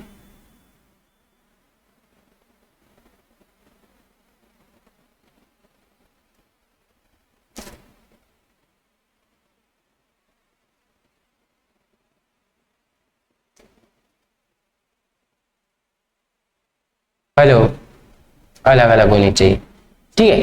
तो ऐसा हो सकता है कि भैया कंपोनेंट में कोई चीज मटेरियल हो, कंपोनेंट वाले ऑडिटर ने बोल रखा हो कि भैया अपनी रिपोर्ट को मॉडिफाई कर रखा हो, बोल रहा है कि भैया नहीं नहीं इसमें मटेरियल मिसस्टेटमेंट है। तो ऐसा जरूरी है क्या कि कंपोनेंट में जो चीज मटेरियल गलती हो वो गलती हमारे लिए भी मटेरियल हो? जबकि हमारे हजारों करोड़ की टर्नओवर बन जाए ग्रुप को मिला के, कंपोनेंट की 10,000 करोड़, कंपोनेंट की 1 करोड़ की है, हमारी हजारों करोड़ की है। तो कंपोनेंट की मिसस्टेटमेंट, कंपोनेंट की रिपोर्ट अगर मॉडिफाइड है तो ऐसा जरूरी नहीं कि हमारी रिपोर्ट भी मॉडिफाइड होगी। तो वो बोल रहे हैं कि भैया ऑडिटर को मटेरियलिटी भी कंसीडर करनी है। Auditor is required to compute materiality for group as a whole, पूरे ग्रुप की मटेरियलिटी देखनी है। This should be used to assess appropriateness of consolidation adjustments, permanent consolidation adjustment and current period consolidation adjustment that are made by management. हम जब materiality assess कर लेंगे तो दो तरह की एडजस्टमेंट होती है, एक परमानेंट कंसोलिडेशन एडजस्टमेंट, एक करंट पीरियड कंसोलिडेशन एडजस्टमेंट। तो हम देखेंगे उस मटेरियलिटी के हिसाब से कि भैया ये एडजस्टमेंट सही है कि नहीं है। छोटी मोटी कोई इश्यू आ भी रहा होगा, अगर हमारे ग्रुप एंटिटी के हिसाब से मटेरियल नहीं है तो उसको इग्नोर कर दे। The parent auditor can also use materiality computed on a group level to determine कि कंपोनेंट के फाइनेंशियल स्टेटमेंट ही ग्रुप के लिए मटेरियल है या नहीं, और whether they should scope in additional components and consider using work of other auditors as applicable। क्या उनको सामने वाले ऑडिटर का काम यूज करने की जरूरत है कि नहीं, ये सारी चीजें मटेरियलिटी के बेस पे डिटरमाइन करेगा। प्रिंसिपल ऑडिटर हर कंपोनेंट की मटेरियलिटी भी डिसाइड करेगा, कम्युनिकेट करेगा कंपोनेंट ऑडिटर को, और उसको if he believes it is required for true and fair view of CFS component. जो सीएफएस का ऑडिटर, पहली बात तो वो ग्रुप की मटेरियल डिसाइड करेगा। फिर जो एडजस्टमेंट मैनेजमेंट ने कर रखी है, चाहे वो परमानेंट कंसोलिडेशन एडजस्टमेंट हो, चाहे वो करंट पीरियड कंसोलिडेशन एडजस्टमेंट हो, वो देखेगा कि वो कितनी अप्रोप्रिएट है इन विद कंसीडरिंग मटेरियलिटी, कि भैया मटेरियलिटी को तो ध्यान में रखेगा ही, उसके बाद देखेगा कि अगर कोई छोटी मोटी गलती है तो वो चलती। तीसरा वो कह रहा है कि भैया हर एक कंपोनेंट की मटेरियलिटी भी डिटरमाइन होगी और कम्युनिकेट भी कर देगा अगर उसको लगता है कि भैया true and fair view presentation में इससे हेल्प हो सकती है। Principal auditor also obtain certain confirmation from component auditor like independent code of ethics, ये सब उसने फॉलो किया है, ये सारी कंफर्मेशन भी उससे ले सकता है। Concept of materiality would be considered while considering the observation of the component auditor. Component auditor के लिए जो मटेरियल है, हो सकता है कि हमारे लिए वो मटेरियल ना हो, तो हम उस चीज का भी ध्यान रखेंगे। मैनेजमेंट से कुछ रिप्रेजेंटेशन लोगे, मैनेजमेंट से कुछ चीजें लिखवा के लोगे कि भैया आपने हमको सारे कंपोनेंट्स के बारे में बता दिया है, आपने सारे रिपोर्टेबल सेगमेंट्स जो कि सेगमेंट रिपोर्टिंग के हिसाब से आइडेंटिफाई होने चाहिए थे, आपने वो कर लिए हैं, आपने सारी रिलेटेड पार्टीज को आइडेंटिफाई कर दिया और सारी रिलेटेड पार्टी ट्रांजैक्शंस को रिपोर्ट कर दिया है, और आपने permanent and current period consolidation adjustment appropriately and completely adjust करी है, और आपने इंट्रा ग्रुप ट्रांजैक्शंस को एलिमिनेट कर लिया। ऐसा नहीं होना चाहिए ना कि आपने पेरेंट एंटिटी से सब्सिडियरी को सामान बेचा, 1000 रुपए के प्रॉफिट में, फिर सब्सिडरी से वापस पेरेंट को बेचा 10,000 के प्रॉफिट में, फिर वापस सब्सिडरी को बेचा 50,000 के प्रॉफिट में। आप आपस में घुमा घुमा के फाइनेंशियल स्टेटमेंट में प्रॉफिट दिखाई जा रहे हो, वो सब नहीं होना चाहिए, वो सब एलिमिनेट करना होता है। सही है जी। अब मैंने आपको बताया कि भैया दो तरह की कंसोलिडेशन एडजस्टमेंट्स होती हैं, एक होती है परमानेंट कंसोलिडेशन एडजस्टमेंट, एक होती है current period. Permanent consolidation adjustments क्या होती हैं? देखिए जी, आप अपने इंडेक्स 110 में एफआर में पढ़ के आए हैं कि जब एक एंटिटी पहली बार जब हम मिले, तो जब एक एंटिटी दूसरी एंटिटी से पहली बार मिलती है, उसमें शेयर्स अक्वायर करती है, तो बहुत सारी एडजस्टमेंट्स की जाती है, जैसे कि गुडविल की, जैसे कि कैपिटल रिजर्व की, जैसे कि नॉन कंट्रोलिंग इंटरेस्ट की। ये सब आपने अपने इंडेक्स 110 में पढ़ा होगा। तो ये सिर्फ तब करी जाती है जब पहली बार अक्वायर की जाती है शेयर, या दूसरी बार कब करी जाती है? जब वो शेयर्स बेच दिए जाते हैं। ये रेगुलर बेसिस पे नहीं होती हैं, है ना। तो इसको हम बोलते हैं परमानेंट कंसोलिडेशन एडजस्टमेंट्स।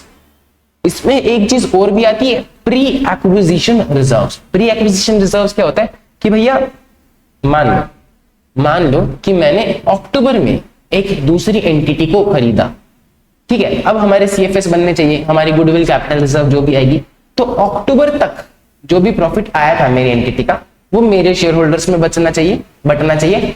अक्टूबर तक उस एंटिटी में जो भी प्रॉफिट था, या तो मैं उसके लिए कुछ एक्स्ट्रा पैसे दूंगा, या फिर वो सिर्फ उसके शेयर होल्डर्स का है, मेरा नहीं है। अक्टूबर के बाद जो भी प्रॉफिट होगा वो हम सब शेयर होल्डर्स का होगा, है ना। तो प्री एक्विजिशन रिजर्व्स कितने हैं उनको प्रॉपर्ली डिटरमाइन करना होता है और प्रॉपर्ली एलोकेट करना होता है। ये सब पढ़ी आपने चीजें। तो देखो जी, permanent consolidation adjustments are made on first occasion और subsequently when there is a change in share holding. या तो आप पहली बार सामने वाले में पैसा डाल रहे हो, अक्वायर कर रहे हो, या फिर बाद में आपका शेयर होल्डिंग चेंज हो रहा है, आप अपने शेयर्स बेच खरीद रहे हो, जो कि नॉट अ नॉर्मल बिजनेस, कभी कभी होता है।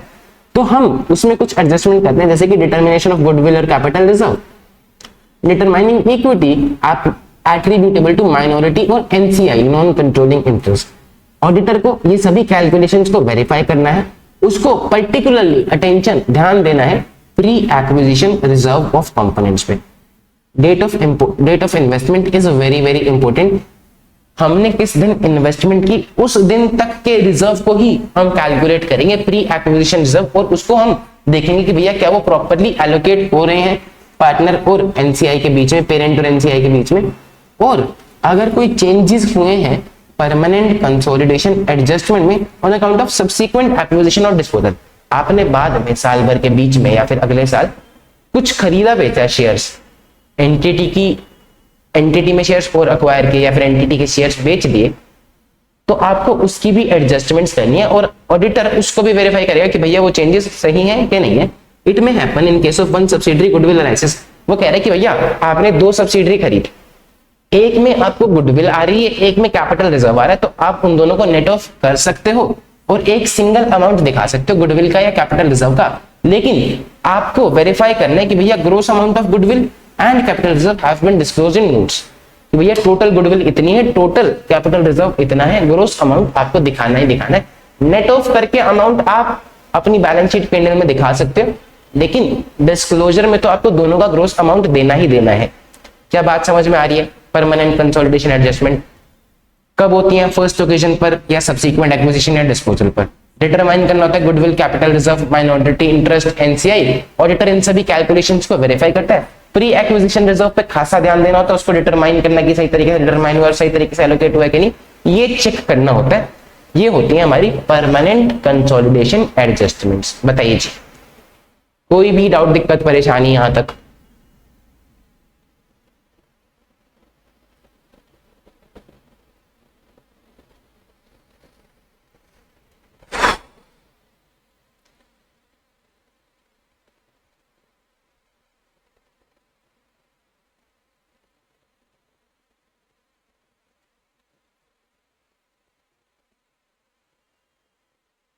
देख क्लियर बाकी बच्चे? Yes clear. देखो जी,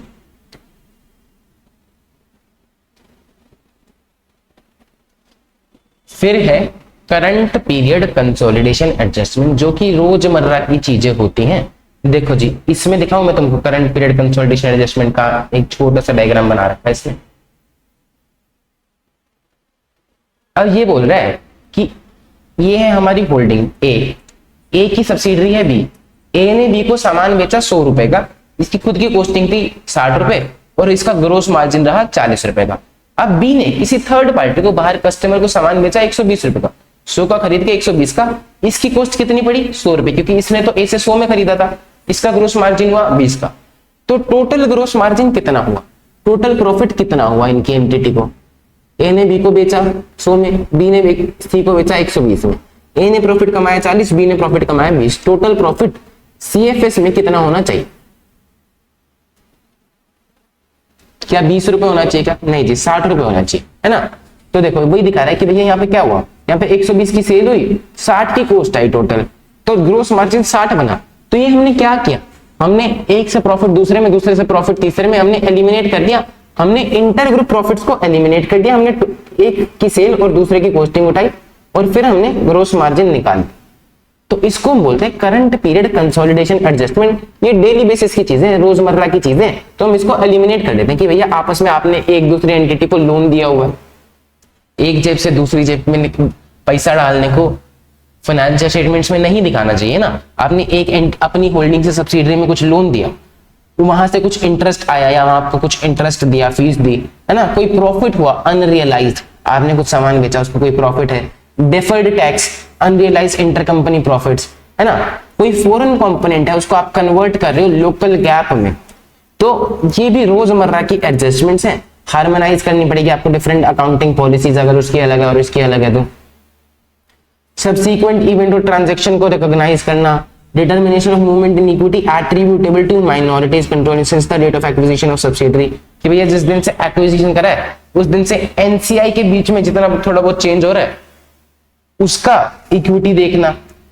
ये है current period consolidation adjustments. Permanent कौन सी होती है, जो बहुत कभी कभी होती है, फर्स्ट ओकेजन्स पे या फ्रीक्वेंटली जब हम शेयर खरीदते बेचते तब होती है, ये डेली बेसिस पे हो जाती है, इसको हम बोलते हैं करंट पीरियड कंसोलिडेशन एडजस्टमेंट्स। इसमें से 4-5 याद कर देना बहुत है।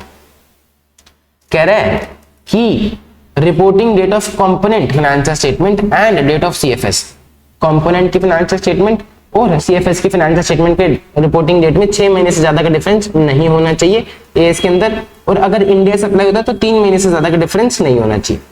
जिस दिन से आपकी सब्सिडरी की फाइनेंशियल स्टेटमेंट्स आ जाती है उसके 3 महीने के अंदर कंसोलिडेटेड आ जानी चाहिए इंडिया के केस में, और 6 महीने के अंदर आ जानी चाहिए कंसोलिडेटेड एएस के केस में। सही है।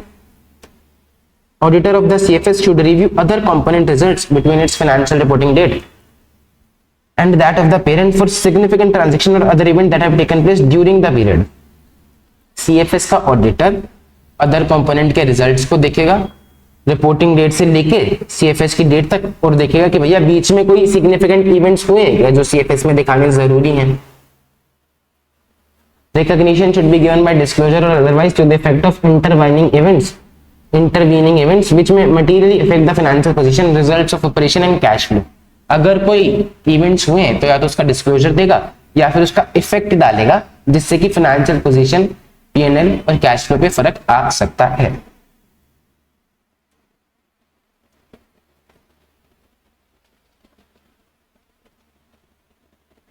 अब सब्सिडरी में ना खाली 51% शेयर होल्डिंग नहीं आती, कंट्रोल भी आता है कि भैया अगर आपने किसी पे कंट्रोल कर रखा है डायरेक्टली और इनडायरेक्टली, कोई आपके डिसीजंस के हिसाब से डिसीजन लेता है, कोई आपके ऑर्डर के हिसाब से डिसीजंस लेता है, तो वो भी आपके सब्सिडरी में काउंट हो जाता है।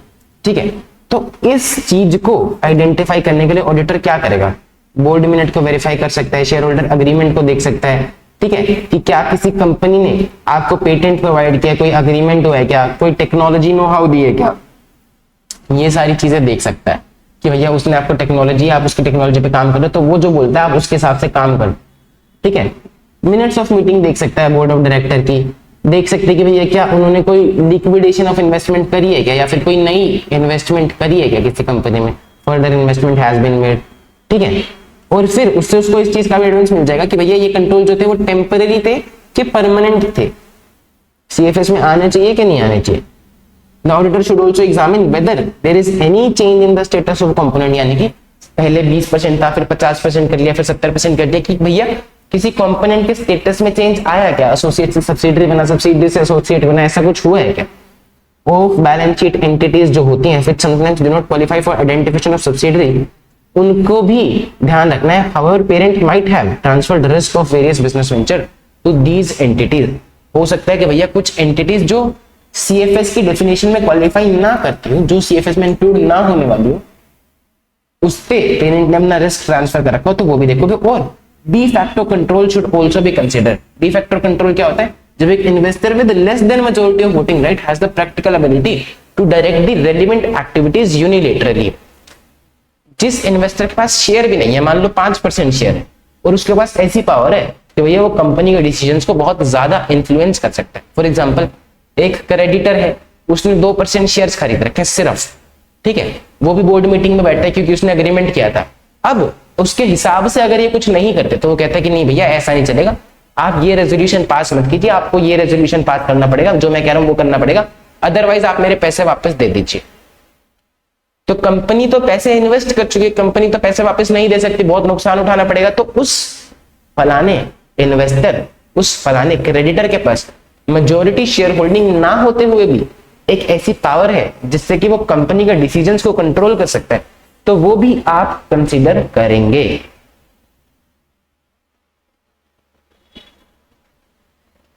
फिर वो कह रहे हैं information required to be disclose separately for parent and its component. Parent entity और कंपोनेंट एंटिटीज की इंफॉर्मेशन क्या क्या अलग से दिखानी चाहिए. Amount of net assets and net assets as a percentage of consolidated net assets, कि भैया पेरेंट एंटिटी की कितनी एसेट्स है, मान लो 100 करोड़ की, और कंसोलिडेटेड फाइनेंशियल स्टेटमेंट्स के कंपैरिजन में वो एसेट्स कितनी है. मान लो CFS की एसेट्स टोटल मिला के 500 करोड़ है और पेरेंट की 100 करोड़ है, तो हम बताएंगे कि भैया हमारी एसेट 100 करोड़ है और ये 20% कॉन्स्टिट्यूट करती है CFS का. सिमिलरली हमारा P&L का प्रॉफिट इतना है और CFS का परसेंटेज इतना बनेगा. हमारे अदर कॉम्प्रिहेंसिव इनकम है और ये इतने परसेंट है पूरे CFS की OCI के. इसकी ट्रिक क्या है? Amount of net asset share in profit OCI and as OCI as a percentage of consolidated financial statements, consolidated OCI, consolidated P&L. एक ही सेंटेंस है, उसमें 3 अलग अलग चीजें, net asset, share in profit and loss and other comprehensive income.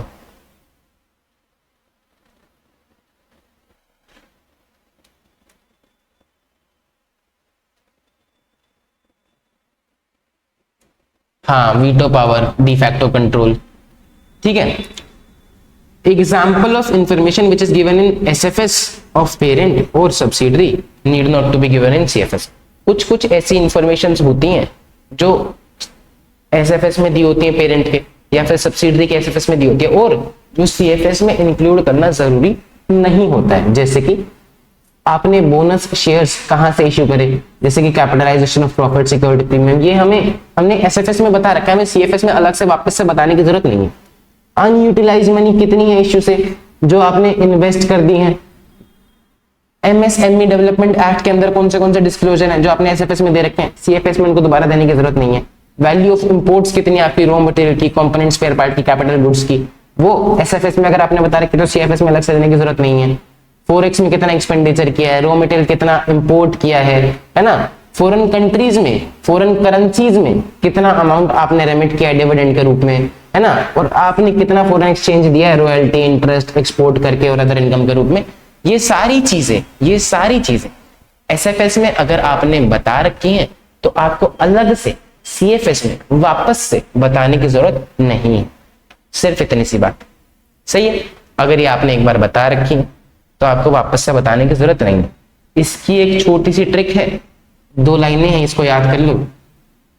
तो shark tank हो रहा था, हमने जब कहा कि भैया CFS बनानी पड़ेगी, तो एक MSME भागी आई अश्नीर के पास, उसने कहा नहीं, मेरे बारे में कुछ डिस्क्लोज मत करना CFS में.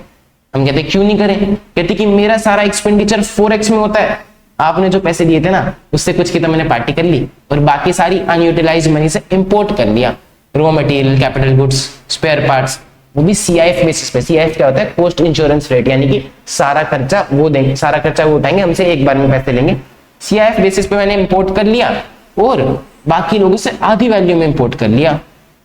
अर्शनील ने कहा ऐसे कैसे कर लिया आधी वैल्यू पे? कह रही कि मैंने ना सीधे सीधे पैसे नहीं दिए उनको, मैंने बोनस शेयर इशू करे, फिर कुछ अमाउंट फॉरेन करेंसी में डिविडेंड की फॉर्म में दे दिया, कुछ मैंने रॉयल्टी और इंटरेस्ट और अदर इनकम की फॉर्म में रेमिट कर दिया। मतलब मैंने उनको पेमेंट नहीं करी, सामान खरीद के मैंने उनको बोनस शेयर दिए, फिर कुछ अमाउंट डिविडेंड की फॉर्म में दे दिया, बोनस शेयर की फॉर्म में दे दिया, कुछ डिविडेंड, कुछ रॉयल्टी, कुछ इंटरेस्ट, अदर इनकम, ऐसे ऐसे करके दे दिया। इसलिए मैंने कम पैसे में इंपोर्ट कर लिया। ठीक है, तो कौन से आइटम्स अगर आपने फॉरेक्स में एक्सपेंडिचर किया है, अनयूटिलाइज्ड मनी को आपको दोबारा नहीं बताना, आपने जो इंपोर्ट किया है raw material, capital goods, spare part, CIF basis पे, है ना, इंपोर्ट की वैल्यू आपको नहीं बतानी है। फॉरेन करेंसी में अमाउंट आपने कुछ रेमिट किया है डिविडेंड की फॉर्म में, तो वो आपको नहीं बताना है। रॉयल्टी, अदर इनकम, इंटरेस्ट आपने दिया है तो वो आपको नहीं बताना है CFS में। SFS में तो बताना ही है, स्टैंड अलोन फाइनेंशियल स्टेटमेंट में तो बताना ही है। क्वेश्चन ये, सवाल ये कि भैया SFS में जो चीजें आपने बता दी हैं ऑलरेडी, CFS में क्या क्या नहीं बतानी है, तो ये सारी चीजें CFS में वापस से नहीं बताने की जरूरत है। सही है जी, बताइए कोई और दिक्कत परेशानी यहां तक? ये जो कहानियां लिखी हुई हैं ये 2-3 बार पढ़ोगे तुमको सारा याद हो जाएगा। ऊपर का तो सारा याद हो गया, इस कहानी को भी 2-3 बार पढ़ लोगे तो ये याद हो जाएगी। स्ट्रेट फॉरवर्ड सा चैप्टर है, सीधा सीधा चैप्टर है। हम इस चैप्टर के लास्ट टॉपिक पे आ गए हैं, विच इज रिपोर्टिंग। अब ऑडिटर अपनी रिपोर्ट्स देगा। 4 केस हो सकते हैं, पेरेंट ऑडिटर, बाकी सारे कंपोनेंट का भी ऑडिटर हो, उस केस में क्या करेगा, है ना। देखो, auditor should report whether principle and procedure for preparation presentation of CFS as laid down by AS have been followed, कि AS ने जो जो चीजें कही थी वैसे ही CFS बनाई है ना, उसके हिसाब से ही बनाई है ना। In case of any departure or deviation, auditor should consider requirement given in SS 705, यानी कि अगर कोई डिपार्चर डेविएशन हुआ है तो हम क्या अपनी रिपोर्ट को मॉडिफाई कर दें क्या, so that users are aware of such deviation। ठीक है, दूसरा, auditor should issue an audit report expressing opinion कि जो CFS है वो ट्रू एंड फेयर व्यू देती है कि नहीं देती है, as on balance sheet date and whether consolidated P&L statement gives a true and fair view results. Auditor बताएगा कि भैया जो CFS है उसकी बैलेंस शीट डेट पे ट्रू एंड फेयर व्यू देती है कि नहीं देती, प्लस में कंसोलिडेटेड P&L भी ट्रू एंड फेयर व्यू देता है कि नहीं देता। अगर CFS में कैश फ्लो स्टेटमेंट भी है तो उसके ऊपर भी अपनी ओपिनियन देगा कि भैया कैश फ्लो स्टेटमेंट भी ट्रू एंड फेयर व्यू देती है कि नहीं देती। ये 3 चीजें रिपोर्ट करेगा when he is also the auditor of all the components। अगर कंपोनेंट्स का ऑडिटर नहीं है वो, यानी कि दूसरे ऑडिटर्स ने ऑडिट करी है, तो वो SC 600 के हिसाब से देखेगा कि भैया दूसरे वाले ऑडिटर का काम कितना यूज कर सकता है। SC 706 के हिसाब से रेफरेंस देगा कि भैया मैंने सामने वाले का काम यूज किया है। SC 706 क्या था, other matter paragraph, EOM OM paragraph. तो अदर मैटर पैराग्राफ में वो बताता है कि भैया मेरी एक ऑडिट रिपोर्ट है, सामने वाले ऑडिटर की भी एक ऑडिट रिपोर्ट है और मैंने उसकी ऑडिट रिपोर्ट पे रिलाई किया है। फिर वो ये भी बताते हैं कि भैया मैंने सामने वाले की ऑडिट रिपोर्ट पर रिलाई किया है, इसका मतलब ये नहीं है कि मैं क्वालिफाई कर रहा हूं ओपिनियन को, मैं तो सिर्फ डिवीजन ऑफ रिस्पॉन्सिबिलिटी के बारे में बता रहा हूं कि भैया उस एरिया की उसकी जिम्मेदारी थी, ये मेरी जिम्मेदारी है। ठीक है, CFS को क्लियरली डिस्क्लोज करना है कि भैया कितना फाइनेंशियल स्टेटमेंट का पोर्शन, CFS का कितना पोर्शन बाकी ऑडिटर्स ने ऑडिट किया है। ठीक है, दिस में be done by स्टेटिंग aggregate amounts और परसेंटेज ऑफ टोटल एसेट। वो ये बता सकते हैं कि भैया देखो मैंने 100 करोड़ के ऑडिट किया है, 100 करोड़ नेट एसेट्स, यानी कि 20% ऑफ CFS का मैंने ऑडिट किया है, 80% का अलग अलग छोटे छोटे ऑडिटर्स ने, बहुत सारे ऑडिटर्स ने ऑडिट किया है, या 40% का मैंने ऑडिट किया है, बाकी 60% का छोटे छोटे छोटे ऑडिटर्स ने ऑडिट किया है।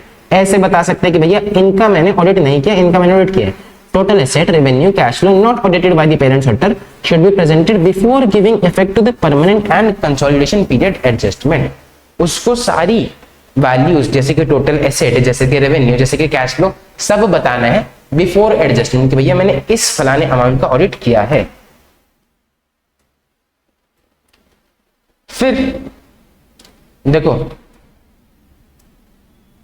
अगर कोई कंपोनेंट है आपका जिसपे अलग तरह का फाइनेंशियल रिपोर्टिंग फ्रेमवर्क लगता है, मान लो कोई फॉरेन का कंपोनेंट है जिसपे अलग तरह का फाइनेंशियल रिपोर्टिंग फ्रेमवर्क लगता है, तो क्या होता है कि एक ना ग्रुप अकाउंटिंग मैनुअल होता है, ग्रुप अकाउंटिंग मैनुअल, वो ये बताता है, कंपनी का इंटरनल डॉक्यूमेंट होता है, वो ये बताता है कि भैया ये वाला जो फलाना कंपोनेंट है, ये वाली जो फलानी सब्सिडरी है, इसको जब आप कंसोलिडेट करोगे तो इन फलाने प्रिंसिपल्स के हिसाब से करोगे। ठीक है, तो देखो पेरेंट मैनेजमेंट को परफॉर्म करना पड़ेगा कन्वर्जन कंपोनेंट के audited financial statement from FRF for CFS, उस एफआरएफ से अपने एफआरएफ में कन्वर्ट करना पड़ेगा सीएफएस के लिए, कंसोलिडेटेड फाइनेंशियल स्टेटमेंट बनाने के लिए। उन कन्वर्जन्स को प्रिंसिपल ऑडिटर ऑडिट करेगा और component auditor might prepare financial statement as per parent accounting policies based on group accounting manual. Component का जो ऑडिटर है वो फाइनेंशियल स्टेटमेंट प्रिपेयर कर सकता है based on group accounting manual में जो पॉलिसीज दे रखे हैं। तो पेरेंट ऑडिटर चेक करेगा कि भैया जो ग्रुप अकाउंटिंग मैनुअल है वो जनरली एक्सेप्टेड अकाउंटिंग प्रिंसिपल्स को फॉलो करती है कि नहीं करती। आपके जो इंटरनल रूल्स हैं, आपकी जो ग्रुप अकाउंटिंग मैनुअल है इंटरनल, वो बाहर के लो वाले जनरली एक्सेप्टेड अकाउंटिंग प्रिंसिपल्स के हिसाब से बनाई रखी है ना आपने, कहीं ऐसा तो नहीं कि अपने ही हिसाब से कुछ भी रूल्स बना दिया। फिर कह रहा है कि अगर कंपोनेंट्स ऑडिट हुए ही नहीं है, उन पे ऑडिट एप्लीकेबल ही नहीं है, तो कह रहा है कि generally financial statement of all component including in CFS should be audited. यूं तो भैया ऑडिट होनी चाहिए और subject to audit procedures in context of multi location group audit. Such audit and audit procedures can be performed by the auditor reporting in the CFS by the component auditor. कह रहा है कि ये audit या तो parent auditor कर दे या फिर कंपोनेंट ऑडिटर कर दे। Where financial statement of one or more components remain unaudited, auditor reporting in CFS should consider unaudited component in evaluating a possible modification to his report। अगर still कोई component है जो कि unaudited रह जाता है तो पेरेंट ऑडिटर सोच सकता है कि भैया क्या मेरे को अपनी रिपोर्ट मॉडिफाई कर देनी चाहिए, मटेरियलिटी को ध्यान में देगा। The evaluation is necessary because auditor ने सफिशिएंट अप्रोप्रिएट एविडेंस नहीं लिया उन चीजों के बारे में। इन केसेस में उसको क्वालिटेटिव क्वांटिटेटिव फैक्टर्स दोनों ही देखने, पॉसिबल इफेक्ट्स देखने, और फिर अगर उसको जरूरी लगता है तो फिर एसए 705 के हिसाब से अपनी रिपोर्ट को मॉडिफाई भी कर सकता है। क्या तीन चीजें बताई? कह रहा यूं तो भैया ऑडिट होने चाहिए, कोई भी ऑडिट कर सकता है, चाहे पेरेंट वाला चाहे कंपोनेंट वाला। कह रहा स्टिल अगर अनऑडिटेड रह जाता है तो ऑडिटर को सोचना है कि भैया क्या मेरे को मॉडिफिकेशन करनी चाहिए। क्वालिटेटिव क्वांटिटेटिव एस्पेक्ट्स दोनों कवर करेगा, दोनों सोचेगा और फिर उसके हिसाब से देखेगा कि अगर मॉडिफिकेशन जरूरी है तो एसए 705 के हिसाब से अपनी रिपोर्ट को मॉडिफाई कर देगा। क्या बात यहां तक समझ में आती है जी?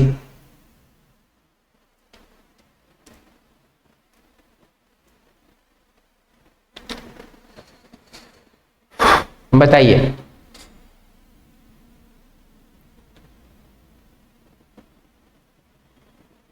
उदय यस,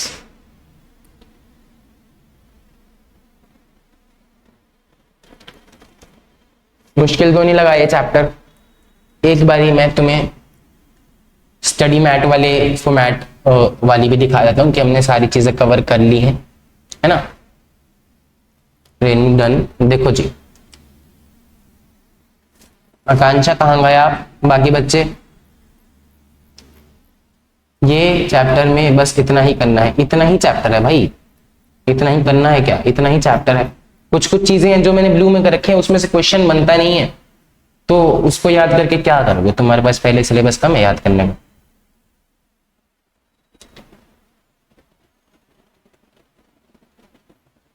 चैप्टर इतना ही है, इसमें जो काम के टॉपिक्स थे मोस्टली इतने। मैं तुम्हें दिखा देता हूँ, देखो चैप्टर कवर हो गया कि नहीं हो गया। देखो ध्यान से देखो, चैप्टर छोटा ही है, बड़ा चैप्टर है ही नहीं।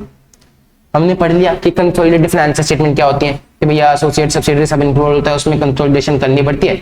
फिर इसने एग्जांपल दे रखा है, कहानी सुना रखी है, ठीक है। ये देखो, फिर इसने बता रखा है कि क्या क्या चीजें आती हैं कंसोलिडेटेड फाइनेंशियल स्टेटमेंट में, balance sheet, P&L, cash flow, statement of changes in equity, other explanatory notes, ये सब चीजें वो तुमसे पूछेगा थोड़ी।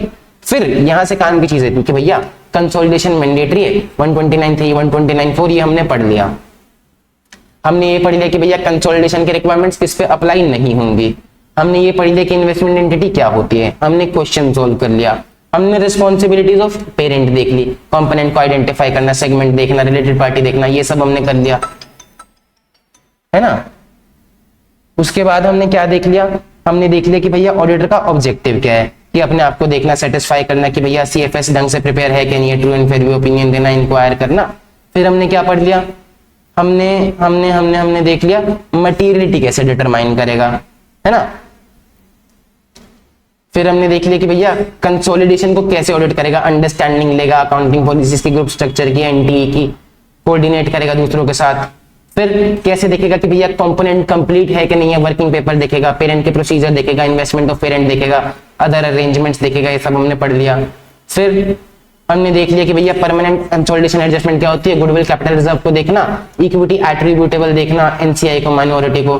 फिर हमने करंट पीरियड कंसोलिडेशन एडजस्टमेंट्स देख ली, वही वाली सारी की, intra group profit, defer taxes, intra group interest, ये सब वो सब हार्मोनाइज करना।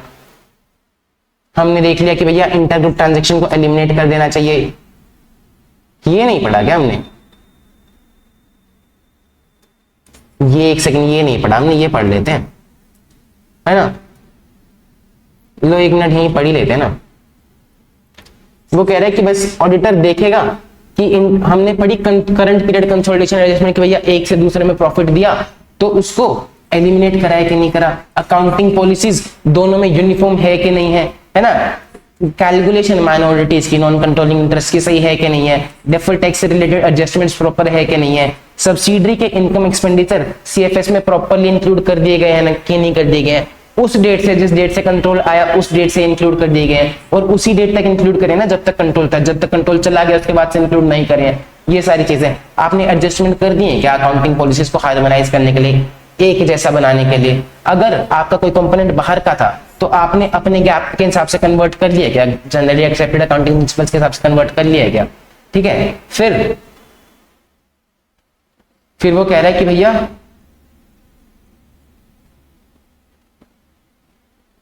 the financial statement of components used in consolidation should be drawn up to same reporting date as of the parent। कह रहा है वैसे तो सेम डेट होनी चाहिए, अगर डिफरेंट डेट्स होती हैं तो उनके बीच में जो भी एडजस्टमेंट्स हैं वो आप एडजस्टमेंट्स कर देना। हमने पढ़ा था कि भैया 3 महीने और 6 महीने चल जाते हैं एएस इंडिया के हिसाब से।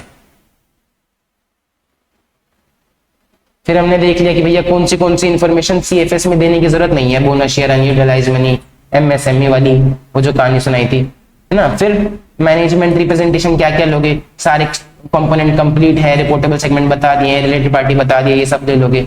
रिपोर्टिंग में 4 केसेस थे, जब पेरेंट ऑडिटर भी कंपोनेंट का ऑडिटर हो, है ना, जब कंपोनेंट का ऑडिटर नहीं हो, फिर डिफरेंट हो उनका और कंपोनेंट ऑडिट नहीं किए हो, ये 4 रिपोर्टिंग हमने देख लिए। बीच में कुछ चीजें हैं जो ब्लू में है जो आपको पढ़ने की जरूरत नहीं है, और उसमें से भी कुछ हमने कवर कर लिए। जैसे ये देखो, अमाउंट ऑफ नेट एसेट्स उसको बताना as a percentage of consolidated net assets, share and profit as a percentage. तो चैप्टर बाबू इतना ही है, इसमें कुछ खास है नहीं चैप्टर इतना ही है। सीन क्या है ना, देखो ये चैप्टर में सीन क्या है, हमने ये सारी एडजस्टमेंट पढ़ी कि भैया देखो करंट पीरियड कंसोलिडेशन एडजस्टमेंट क्या होती है, इसने 10 पॉइंट दे रखे हैं। उसके बाद इसने बता दिया कि भैया ऑडिटर ये फलाना वेरीफाई करेगा। उसके बाद इसने ज्ञान दे रखा है, अगर क्वेश्चन आएगा तो आप इसमें से 5 पॉइंट लिखोगे, आपको 5 नंबर मिलेंगे। आपको ये नीचे का ज्ञान पढ़ने की जरूरत नहीं, इसलिए हमने ये चीजें नहीं पढ़ी। फिर इसने फिर से नोट्स दे रखे हैं, इतना सारा ज्ञान दे रखा है, तो ये सब चीजें आपको पढ़ने की जरूरत नहीं है, क्योंकि अगर क्वेश्चन आएगा तो आप 5 पॉइंट लिख पाओगे। क्या बात समझ में आती है हर एक बच्चे को? एक बार क्वेश्चन बैंक देखेंगे थोड़ा सा। देखो पहला क्वेश्चन क्या है, list out some procedure he should perform to verify completeness of information, कि भैया कंप्लीट है कि नहीं है कंपोनेंट। कैसे देखेगा अपने वर्किंग पेपर्स देख लेगा पुराने वाले, है ना, मैनेजमेंट से इंक्वायरी कर लेगा, पेरेंट के प्रोसीजर देख लेगा, ये सब हमने पढ़ लिया कि भैया अमन ने तो व्हाट्सएप से निकालती तो मैं मैनेजमेंट से इंक्वायरी करूं, फिर मैनेजमेंट से मैं स्टैट्यूटरी रिकॉर्ड्स निकलवाऊं, किस चीज के, जॉइंट वेंचर के, इन्वेस्टमेंट ऑफ पेरेंट के और अदर अरेंजमेंट्स के, ये पढ़ लिया था हमने। Question number 1। क्वेश्चन नंबर 2 क्या है कि भैया वो मैनेजमेंट से क्या क्या रिटर्न रिप्रेजेंटेशन लेगा, completeness of component, identifiable reportable segment, identification of related party, है ना। फिर और कोई क्वेश्चन जाना पहचान, देखो इन कब एप्लीकेबल नहीं है, कब सीएफएस बनाना मैंडेटरी नहीं है। पहले 123 के हिसाब से हाँ जी मैंडेटरी है, 129 के हिसाब से। फिर वो कह रहे हैं होल्डी ओन सब्सिडरी हो तो मत बनाओ, वो 3 कंडीशन कि भैया आप लिस्टेड नहीं हो, ना ही प्रोसेस ऑफ लिस्टिंग में हो, आपकी अल्टीमेट होल्डिंग सब्सिडरी सीएफएस बना रही है और सेबी के पास, आरओसी के पास फाइल कर रही है ना। फिर से वही सेम सवाल कि भैया आप सब्सिडरी हो, होल्डी ओन सब्सिडरी हो, 3 कंडीशंस वही वाली। फिर करंट पीरियड कंसोलिडेशन एडजस्टमेंट क्या होती है, intra group interest paid, intra group indebtedness, deferred taxes, ये सब। तो बहुत ही सीधे सीधे क्वेश्चंस हैं, सीधा सीधा चैप्टर है छोटा सा। बताओ कोई भी डाउट, दिक्कत, परेशानी किसी भी बच्चे को किसी भी टॉपिक में? आपका चैप्टर 13 यानी कि ग्रुप ऑडिट्स यहाँ पर फिनिश होता है। काफी सारी चीजें मैंने आपको याद करा दी, थोड़ी बहुत जो बची हैं वो आप याद कर लेना। काफी सारे क्वेश्चंस मैंने आपको दिखा दिए, सिंपल सिंपल सीधे सीधे क्वेश्चन है। एक टेढ़ा सा क्वेश्चन था केस स्टडी वाला, वो मैंने आपको करा दिया। क्लियर है जी सब कुछ? बताइए।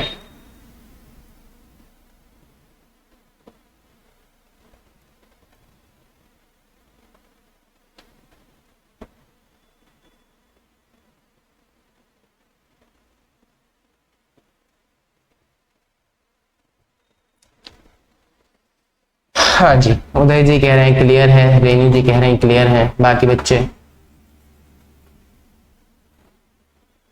माउस कहाँ गया मेरा? माउस ये माउस। तो आज की क्लास को हम यहीं पे खत्म करते हैं। कल मिलते हैं सेम टाइम 5 बजे नेक्स्ट क्लास में।